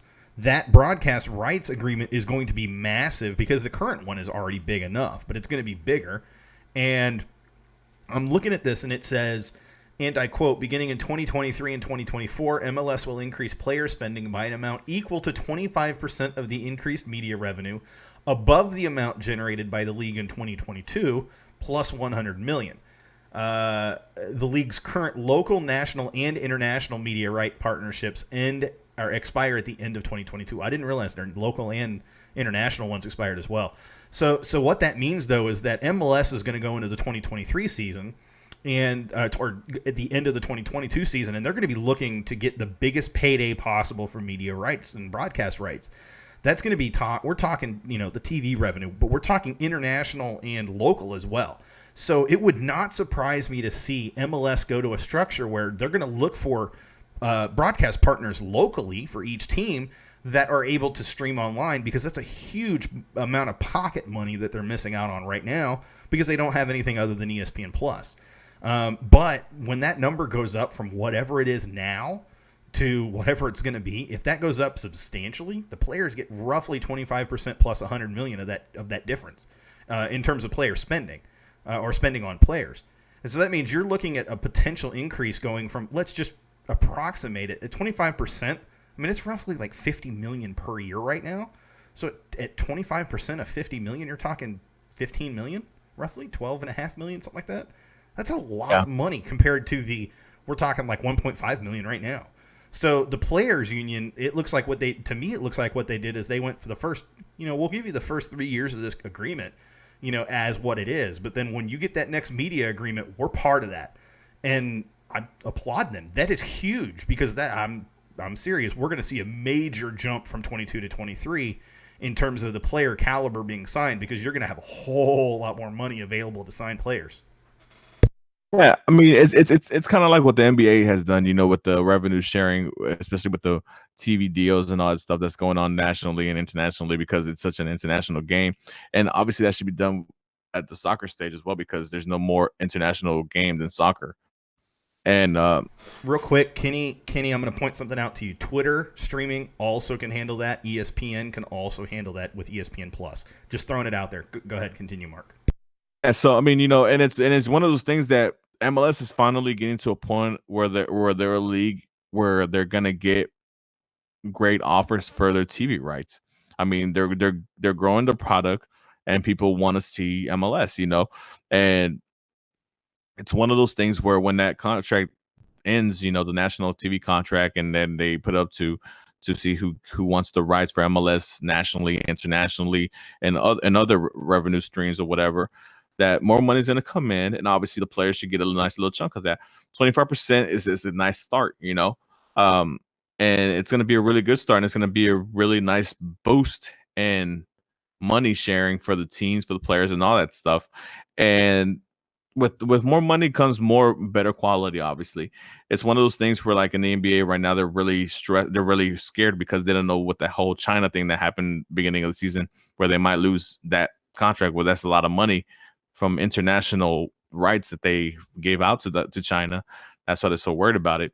But this could be the start of something great with the US and MLS and all those media rights and TV deals that's coming on. And I think they negotiated the right way, where they wanted the CBA to be in line with the TV contract deals and all that good stuff. Yeah, I mean, I agree, and something else worth noting too in that, and I kind of hinted at it, but it's the increase of media revenue above the amount generated by the league in 2022 plus 100 million. So the way I understand that is that's basically they're adding 100 million to whatever the increase is, and then that they're taking the difference from that, and so. I say 50 million. I mean, we could be talking only like 25 million. It depends on the partner. It depends on what MLS works out. It depends on, and it's clear that local rights are no longer going to be established and held by teams, that it's now going to be a league-based thing. And I think that's why we've seen teams the last 2 to 3 seasons erring on the side of, we're looking for just a basic streaming partner. We're looking for just a basic kind of, a basic kind of broadcast partner. We're not looking for a big. Well, I mean, go ahead. I mean, you can just look at again, using the Houston Rockets as an example, right? I mean, obviously the NBA has a contract with ESPN and TNT for their nationally streamed games, right? Or nationally televised games. But the Rockets have a local deal with AT&T Sportsnet as for the local, and obviously it gets blacked out and all that stuff. I think MLS is trying to head to something like that, where they have 2 or 3 nights where they have their nationally televised games, like kind of what they do with ESPN and FS1, and Univision, and also making sure on the same time that each club has a viable TV deal locally. I'm not too familiar with what the deal is with Cube TV here here in the Houston level, but it ain't nothing. It ain't nothing at all. Trust me. It's not anything lucrative.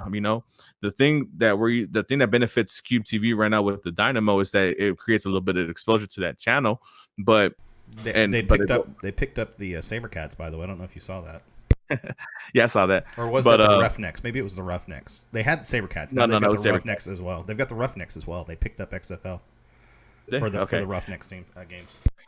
But like I said, but it's one of those things where, like, now if you look at it from a baseball standpoint, that's why these teams like the Yankees and Red Sox have these massive payrolls, because they have so much TV money coming in because of their local revenue. Now, it has nothing to do with MLB's contract with Fox Sports or anything like that. This is local money coming in from their TV revenues from MSG and Nest Network or whatever.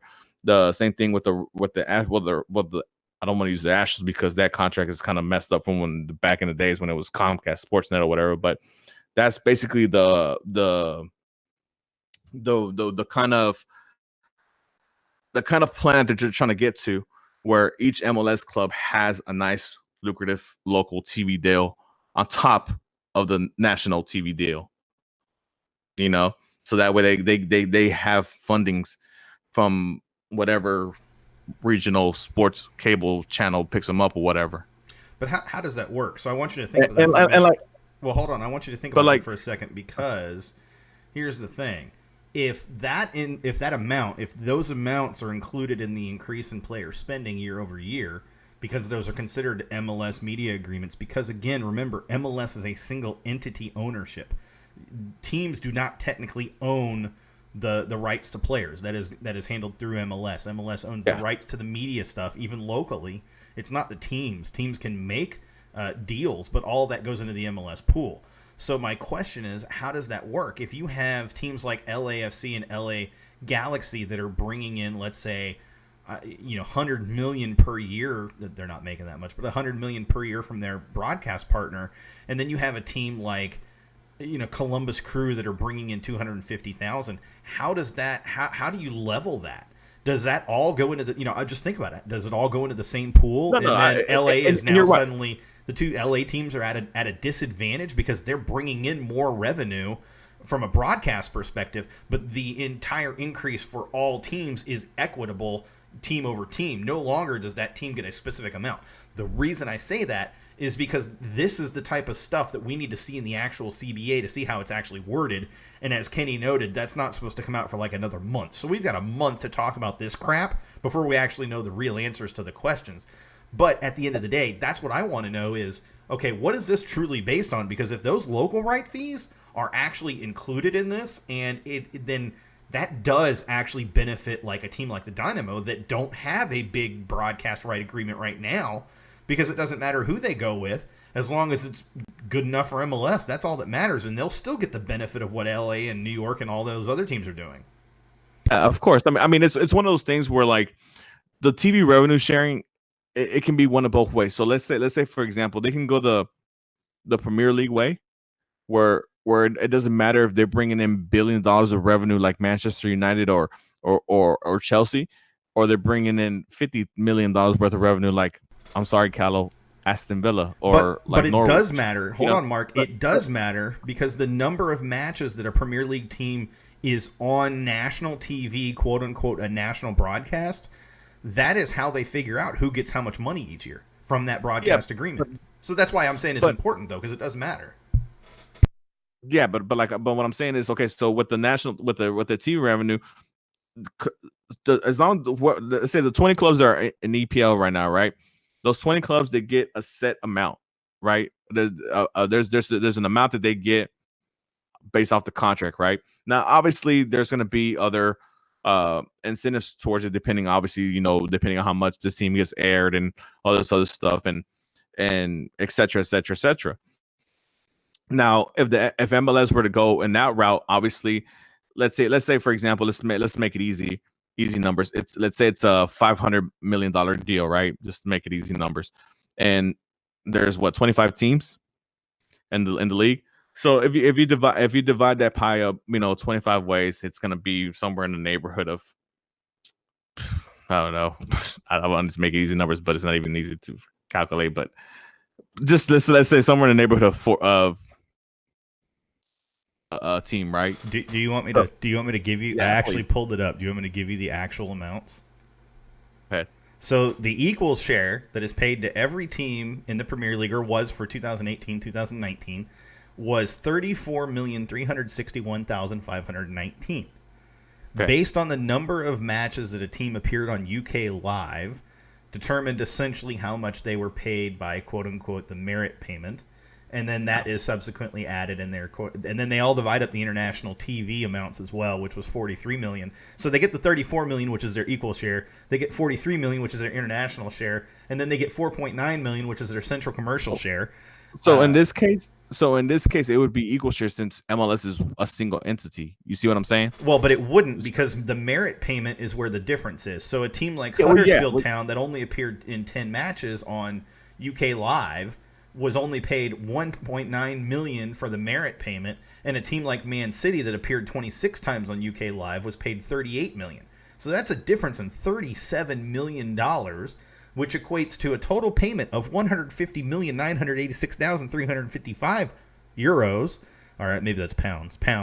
For Man City, and then 96 million. So that's a difference of more than 50 million between Huddersfield Town and Man City. So it's not equitable, no matter how you break it down, because it's all going to be based on those local rights and based on the number of times that they appear nationally. But that's important because I was just going to say that's important because that difference ends up pretty substantial overall. Now, some of that money comes from the fact of. I was just going to say some of that money comes from the fact of facility fees, where you're paying for the use of those facilities for a national broadcast versus just a straight up local broadcast. Continue. Go ahead. And I didn't mean to sound, like they were going to get equal pay, but I'm saying there was going to be what you said about how each Premier League club made 34 million, right? So that would be the base for every MLS club to make. Now, obviously, now there's going to be factors included where, like you said, where Manchester City appeared so and so times. So if we're comparing Man City, like let's say LAFC is going to show up on national television probably 5 times more times than the Dynamo, right? So obviously they're going to get a huger chunk of whatever money as opposed to the Dynamo. But what I was talking about was that that 34 million you're talking about, that every team would make that amount. Now, where the difference would come, where it would be where how many times has this team been shown on TV or a nationally televised game, or whatever else is whatever other factors the CBA wants to include. Hey Kenny, will you explain more in detail? Oh, he did. Thank you. So he says, here's my concern about MLS's rights plan from the local bundle standpoint. Sinclair's, which for reference is the current Comcast quote unquote NBC. If I'm not mistaken. No, that's not. That's the Root Sports, Fox Sports grouping. Yeah, those are the Root so Sports. Root Sports networks and local networks are a strong candidate for the local rights bundle. Sinclair, in the meantime, has to negotiate carriage rights for their networks. In June, they have to negotiate with Comcast. This is not a done deal. Dish Network and Fubo TV already rejected the Root Sports networks.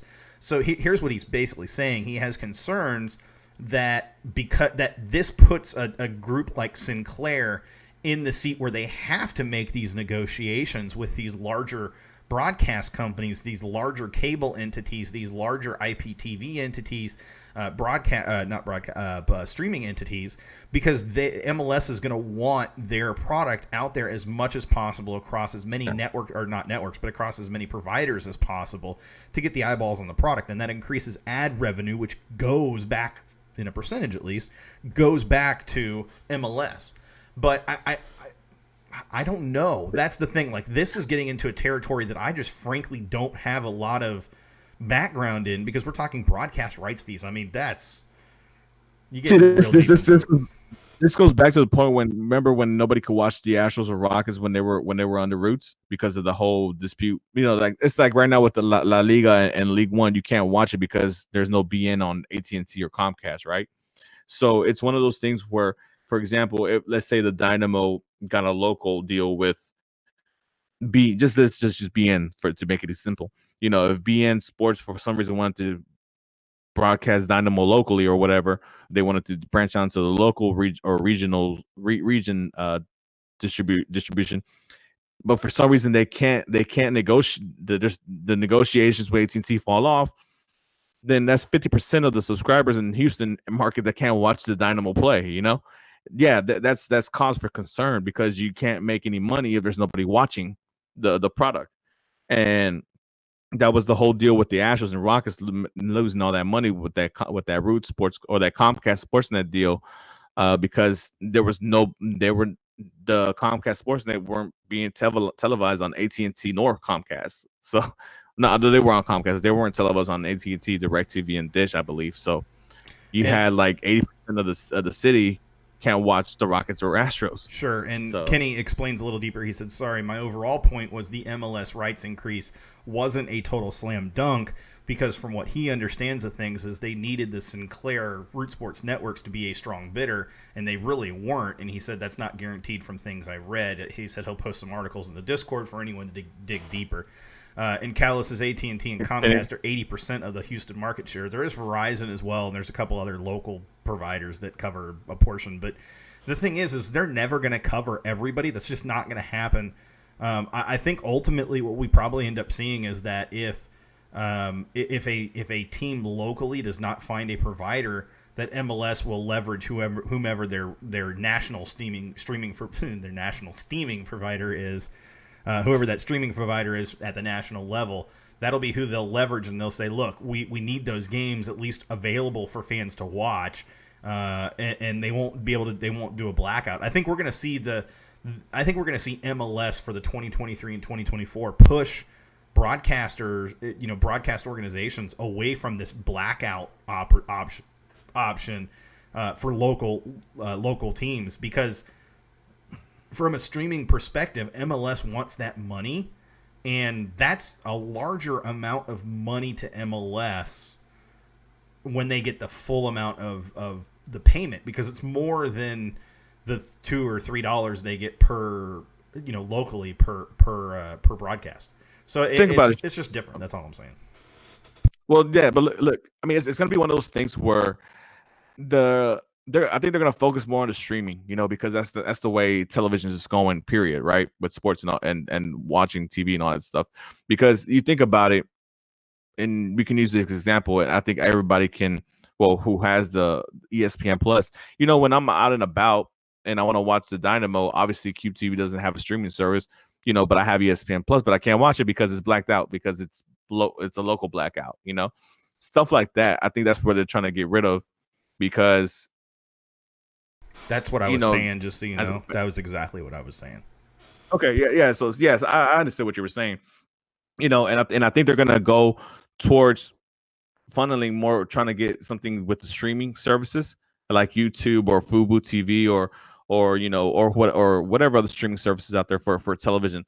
Because, like I said, for those who don't know, like, depending on the cable service you have, whether it's Comcast, AT&T, DirecTV, Dish, or whatever, all these cable providers charge a fee for these channels to be available for their services. And if those fees don't get met, or if those channels don't get garnished a certain amount of viewers, their fees either go up or down. And that's when they get into these contract disputes, and that's when sometimes channels get eliminated from your channel listing. And that's happened a lot as of late with Univision and obviously BN. You can't watch La Liga without unless you have Fubo TV or some kind of other TV service or whatever. But I think that's one of the things that they're trying to avoid in the future when it comes to those rights being negotiated.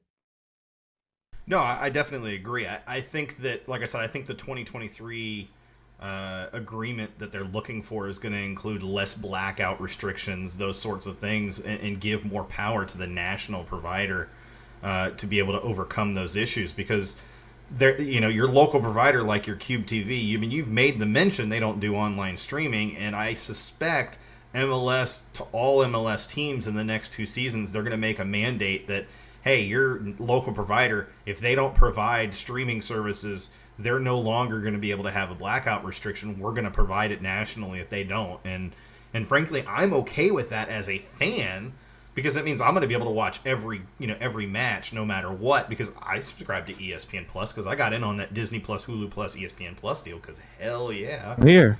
That's a freaking great deal, by the way. If you don't have Disney Plus, you're missing out. I know it sounds stupid, but that Marvel stuff and the Star Wars Mandalorian. If you haven't seen Mandalorian, by the way, what are you doing with your life?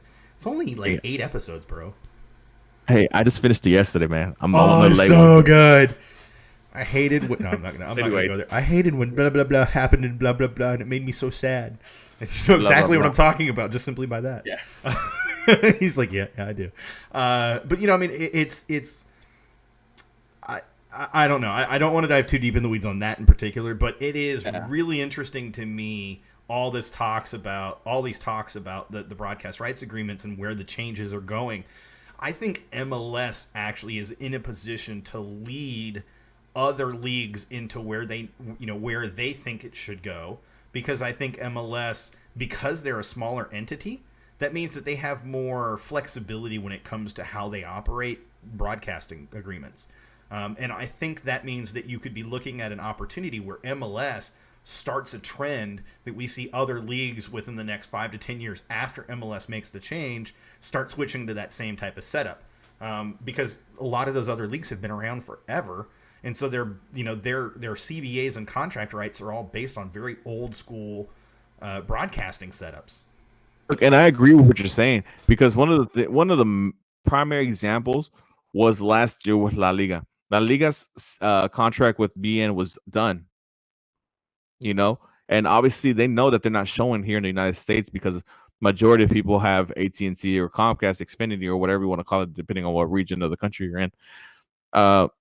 And yet they still re-signed with them for another year, because for what I mean, I don't know the reasons. Obviously I have no input on those meetings or anything like that. But if somebody from that side was like, look, if we're really trying to crack into the American market, especially how popular our teams are with obviously Barcelona, Real Madrid, Atletico Madrid, and they're trying to bring La Liga, they're trying to bring actual La Liga games into the United States, then why would you re-sign with a channel that can't be watched by 60% of the nation? It doesn't make sense. Now, like you said, it could be one of those things where they just like, I don't think it was a long-term deal. I think they just re-signed just for another year, just to, I guess, maybe give themselves some time to see what they're going to do, because I think in the back of their minds, they didn't think this AT&T Comcast feud with BN was going to last this long. They thought they were going to pay the fees and then the channel will reappear again, but obviously it's not the case. So, but no, I totally agree with what you're saying. I think MLS has an opportunity, because based on how our other sports are shown, MLS has, I think, foresight to see like, hey, we need to be exposed the same way as NBA, MLB, NFL are being exposed, and thus that would be a step up from what Europe does, Absolutely, for sure, 100% yes. I let's not beleaguer that point too much longer, because we've only got 12 minutes and we've got 2 more things to go through. Another one, and you hinted at it, but I want to talk about this particular one, is we're looking at this. We're looking at the increase in charter flights, right? So clubs will be required to use charter flights for 8 legs of travel during the 2020 regular season, growing to 16 legs for the 2024 season. In the previous CBA, clubs had the discretion but not the requirement to charter up to 4 legs per season. In addition, clubs will be required to use charter air travel for all Audi MLS Cup playoff matches and CONCACAF Champions League games involving international travel. So that's in addition to the 8 required during this season. So that means that for those trips that are cross-country trips, you're talking about a charter flight now. And because it's required, you're going to use those longer flights intentionally. Now, a team may potentially, the front office may, not the Dynamo, but a front office may go, oh, hey, look, we don't want to spend that much money in this area. So instead, we'll charter the shortest flights because that's going to be the lowest amount of money we'll have to spend. But a team that does that is dumb. A front office that does that is dumb. Like I said, I have a suspicion what we see is more teams leveraging charter flights for across the nation when we're talking about you're going from LA to New York overnight and then playing 2 days later with very little rest. I think that's what we end up seeing. I mean, obviously, I like the fact that they're going to get more charter flights, but I think where they kind of messed up on this end of the CBAs where they should have increased it maybe by 2 more for the clubs that qualify for international competitions. Because it's one of those things where, as for example, for the Dynamo, they can take 8 charter flights in the season, but they're only playing MLS league games. As opposed to a club like, let's say, LAFC, where let's say obviously their first match is against Leon, so they got to travel to Mexico, right? After let's say they win the first, they win that match against Leon, and then they got to go against Saprissa from Costa Rica. Now that's a second charter flight. It's one of those things where I like the fact that they included more charter flights, but they should have maybe upped it by 2 more for those teams that are playing in international competitions, especially if they're going to keep. You missed it. All Audi MLS Cup playoff matches and CONCACAF Champions League games require charter flights for international travel now. But does that count towards the? No, it does not eat into the 8 legs that are required for regular MLS league play. Okay. Yeah, so they're in addition. That's what I'm saying. It's a huge win for the players' union because we're talking that could potentially be an extra 8 to 10 matches, or legs that you're dealing with flight that now it's chartered. And the advantage to that is, especially during the playoffs where your turnaround time is less than a week for most of those playoff matches, having that travel as charter flights, that's a huge benefit to the players in terms of recovery and rest and sure. Psychologically especially. For sure. No, yeah. I see. I missed that last part out. So I mean, if that's the case, what you just told me, then yeah, that's fantastic. That's perfect the way it's structured. Yeah, because when I first read it, I just saw it increasing from 8 this season to 16 by the end of 2024. But my whole thought process was, well, I mean, if I'm a club competing in, and now leagues, Nation Cup and CONCACAF Champions League, and if they move forward with trying to get an MLS team in Copa Libertadores, it's hey, there's a lot of freaking flyer miles, man. And if you're really trying to compete in these international competitions, you're going to have to allow these clubs to get on these charter flights and get more of them, because once you start including more tournaments, it's going to interrupt a lot of league play. So you're going to be traveling midweek to Costa Rica and then having to come back to go play in Washington, D.C. And then the next week you got to go cross country to play in L.A. I mean, obviously they're going to try to fix the schedule where you don't have those long ass trips, but sometimes it just happens that way and you can't do nothing about it. It's just the scheduling. But if that's the way they have it and they got those charter flags mandated for international matches and playoffs, then that's awesome. Yeah, no, it's a huge, like I said, it really is a huge step up.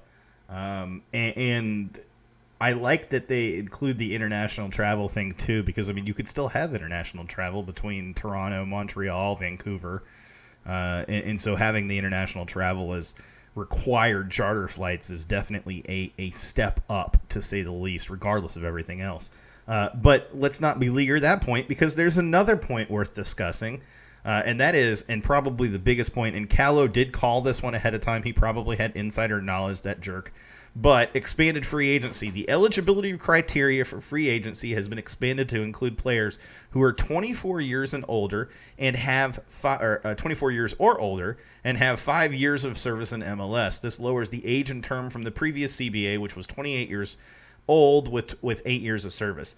The CBA also includes caps on the increases in compensation in free agent contracts. I guarantee you that was something MLS pushed hard. In addition, players making above the maximum salary budget, including DPs, will now also be eligible for free agency based on specific guidelines. So that means a player like Darwin Quintero in a season, essentially, or once his contract with the Dynamo is up, he could enter to free agency. Now, he's not going to, because he's going to be like 35 or 36 at that point, but he could. That means a player like Albert Elise, now that his contract is going to be up at the end of the season, he could enter free agency. He could go to LA. He could go to Miami. He could go hang out with Kyoto and Montreal. He would only have 4 years of service, sir. At the end of the season? No, it should be number 5, buddy. I'm pretty sure. 17. 17. That's when it came in. 18, 19, 19, 20, 21. Oh, you're right. He got to go one more year. Damn, you're right. No, so Morrow will though. Morrow's going to be close. yeah, Motto will be close, but no, but it's great because I mean, I think I saw a stat on the on MLSsoccer.com where it ups the percentage of free agency from 11% of the players to 26% of the players, which is great. And the fact that they're not putting a cap on how many free agents you can sign is also great too. Because, for example, everybody's pipe dreams here for the Dynamo to spend more money. Maybe one season he's like, you know what, let's go buy some players within that know MLS already and have played in MLS and have high quality. Let's go sign experienced players. You don't have to worry about like, oh well, I can't sign because I already took in so and so from re-entry stage 1 and re-entry stage 500 or whatever, and all the other stuff that was just kind of useless or whatever. So I like the fact that they've eliminated all that stuff. And there's a lot of detail in this that I actually haven't read yet that I'll have to read for the next time we discuss all this stuff. Like, there's a lot of detail about the free agency stuff in relation to TAM and designated players and things like that. But I mean, it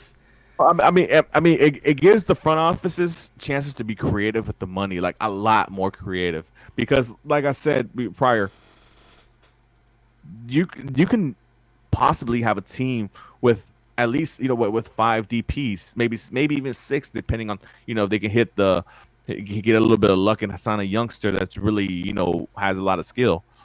It's one of those things where I think these moves and these negotiations have kind of are helping us close that gap with Liga MX. Because obviously Liga MX teams, they can spend freely. There's no quote unquote salary cap over there. It's just depending on how much revenue the team makes and how much money they bring in from whatever sponsorships and all that other stuff, and then they go spend. That's why you got clubs like Club America and Cruz Azul and other teams like that, and Tigres that can spend 30 million on their salaries, but you got clubs like Leon that can only spend 10 because they don't bring in the same amount of revenue as other clubs. just realized my mic was still on the whole time. Normally I've been muting it for you, but no, I mean, I agree. And George brings up a pretty interesting option here, and I have to wonder if the Dynamo aren't considering this. What about free agent signing of, I don't know, a guy like Miguel Ibarra from Minnesota United? And I don't know if you guys noticed, but on Twitter last night, or yesterday during the day, Darwin Quintero and Miguel Ibarra were hitting it up like they were blowing up the tweets replies. It was pretty funny, and they were like talking like brother to brother. It was pretty great, and I'm like, okay, yeah, we need to bring Miguel. Look, I'm not saying Miguel Ibarra is going to be that great of a player necessarily to bring here, but if that allows Darwin Quintero to feel more at home, if that is someone that Christian Ramirez can connect with again when they're here, I mean, what's wrong with that? Like, bring him in, let them. I mean, God, that's another attacking piece that's just good, really, really good to add to this already like super incredibly talented attack. And here's the thing: maybe the Dynamo have been waiting for the CBA to get finalized before they made certain moves. I don't know, but it sure seems like that would be smart. That's kind of one of the things I've been preaching the whole time with the frustration of people wondering why Dynamo aren't signing into somebody big in the winter window. Because, like I said, with this ongoing CBA negotiation, they want to find out what the differences are, with these mechanisms, because obviously what we see now, they have a lot more flexibility to where they can go sign a player or go bring another player from another country in much more easy than what they were able to before, prior to the old CBA. Because I mean, like I said, TAM was a mechanism made specifically to buy down DP players or to get a high end, not quite DP player, right? But now that TAM is kind of pushed to the side and it's made GAM, now you can use that mechanism to better your entire team from player 1 to player 25. So, I mean, that gives you so much more flexibility than to just worrying about your top 25% of your squad with TAM. Now you can worry about all 100% of your squad with GAM. Yeah, no, for sure. And there's a whole lot more to this CBA than previous CBAs, just because they're including a lot more things there, and at this point they would, because the league has grown as much as it has. But what this CBA ultimately does is this allows teams to know how to approach the next, not just this season, but the next 2 or 3 seasons. They can plan ahead, which they weren't able to do this offseason really because they had no idea what actually, like you said, what was actually going to be in that CBA. Now that they know, they can start planning. So don't be surprised if you see the Dynamo make another trade here in the first, 4 months of the season going into like May or June, and then setting up for the summer window to sign a big player, air quotes, big player in the summer window. They're not going to sign a big player. That's not how the Dynamo approach things. But sign a quote-unquote big player in the summer window from the Dynamo perspective, a quote-unquote big player. And that allows them to move towards playoffs because, let's be real, if they've had it, and we've talked about this last week, what our predictions were. If the Dynamo start the first 10 matches of the season with what my prediction was, or even what your prediction was, that's good enough for them to start looking ahead to the summer transfer window and plan for what is coming in the fall. Knowing full well that if they can keep that momentum through the summer, there's no reason that they shouldn't make playoffs this year. What do you think? Yeah, I mean, and like I said, and the thing that we went through last year, last episode with the scheduling, that was just the first 10 games, and those first 10 games only get you to the second week of May. So, I mean, if they do have a great start like that and a quick start, I think this gives them more time to now better prep with what they're going to do for the summer. Because, like I mentioned prior, they have more flexibility now with this money. And now they're going to be able to do a lot more and be able to I guess expand maybe on the list of players that they're looking at. Because let's just use one player for example, because it's a player that we have been that we've heard being linked with the Dynamo a lot, Brian Ocampo, right?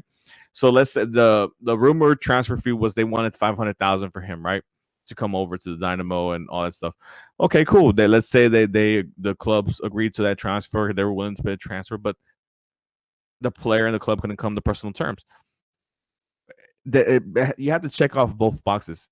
It can't be where the clubs agree and then the player and the club don't agree, or the player and the club agrees and the two clubs don't agree. You have to check off both boxes. But now with this mechanism changing and GAM being more available and more money being available, now maybe you can get that deal done, and maybe Ocampo comes in the summer. And I'm just using him as an example because he's a player linked to us or whatever. But and with that being said, I mean, there's just so much more possibilities. And obviously, if the Dynamo, which we both hope gets off to a fast start and they're competing for an MLS playoff spot, I'm sure that they're going to want to see that to the end and make sure that this time they finish it off, because obviously we've seen the last 2 seasons where they get off to hot first half starts and then they fade off in the second half. We don't want that happening again. Yep, agreed 100%. Well, guys, it is just past 9 o'clock, so that means it is time for us to call it a night. We appreciate you guys being so active in YouTube chat. I hope you guys enjoy the fact that YouTube chat is back. I really, really do, because it is fun. We do enjoy it, but it's definitely back. But the other, I think, thing that if you guys are watching still, thank you. Do us a favor, like the stream, share the stream, subscribe to the channel. I can tell you, I think pretty solidly that we didn't hit that 100 mark that we were looking for Callow, and I guess also for Mark later. But that's okay. We're still trying to hit that 100 mark just in general, because we want to get that custom URL from YouTube so that we can have youtube.com/GenOrange. That would be pretty sweet. I'd be down for that. But guys, again, thank you for tuning in. We do appreciate it. And hey, we'll be back next week. Same time, same place. You can expect more changes coming. We're working on it.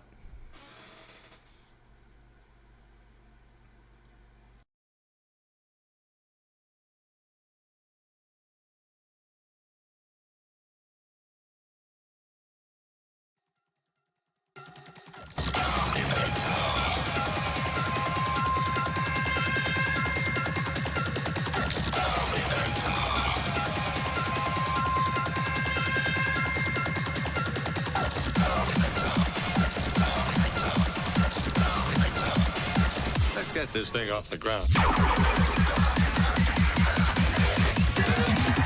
Exterminate.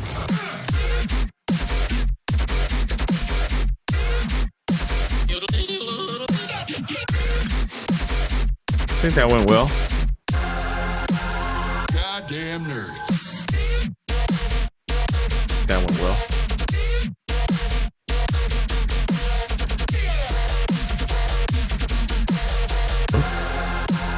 Now I'm a god.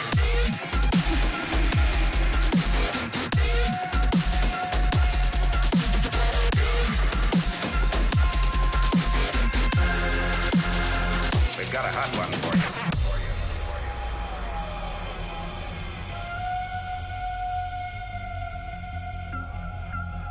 You hearing me?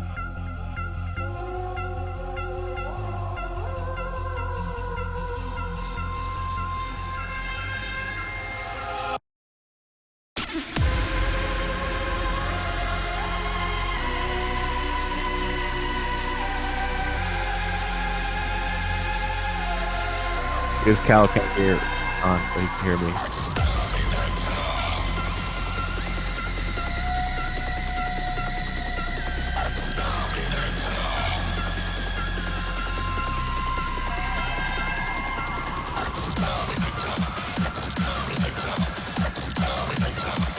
Nothing is over until we decided it.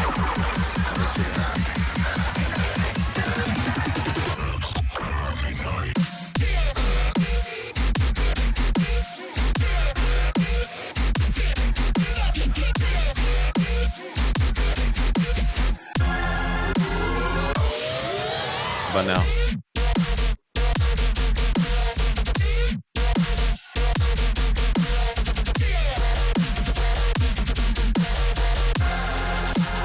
Now I'm a god.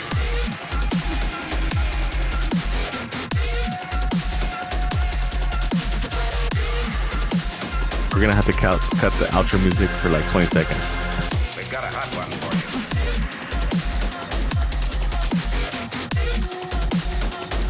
Turtle.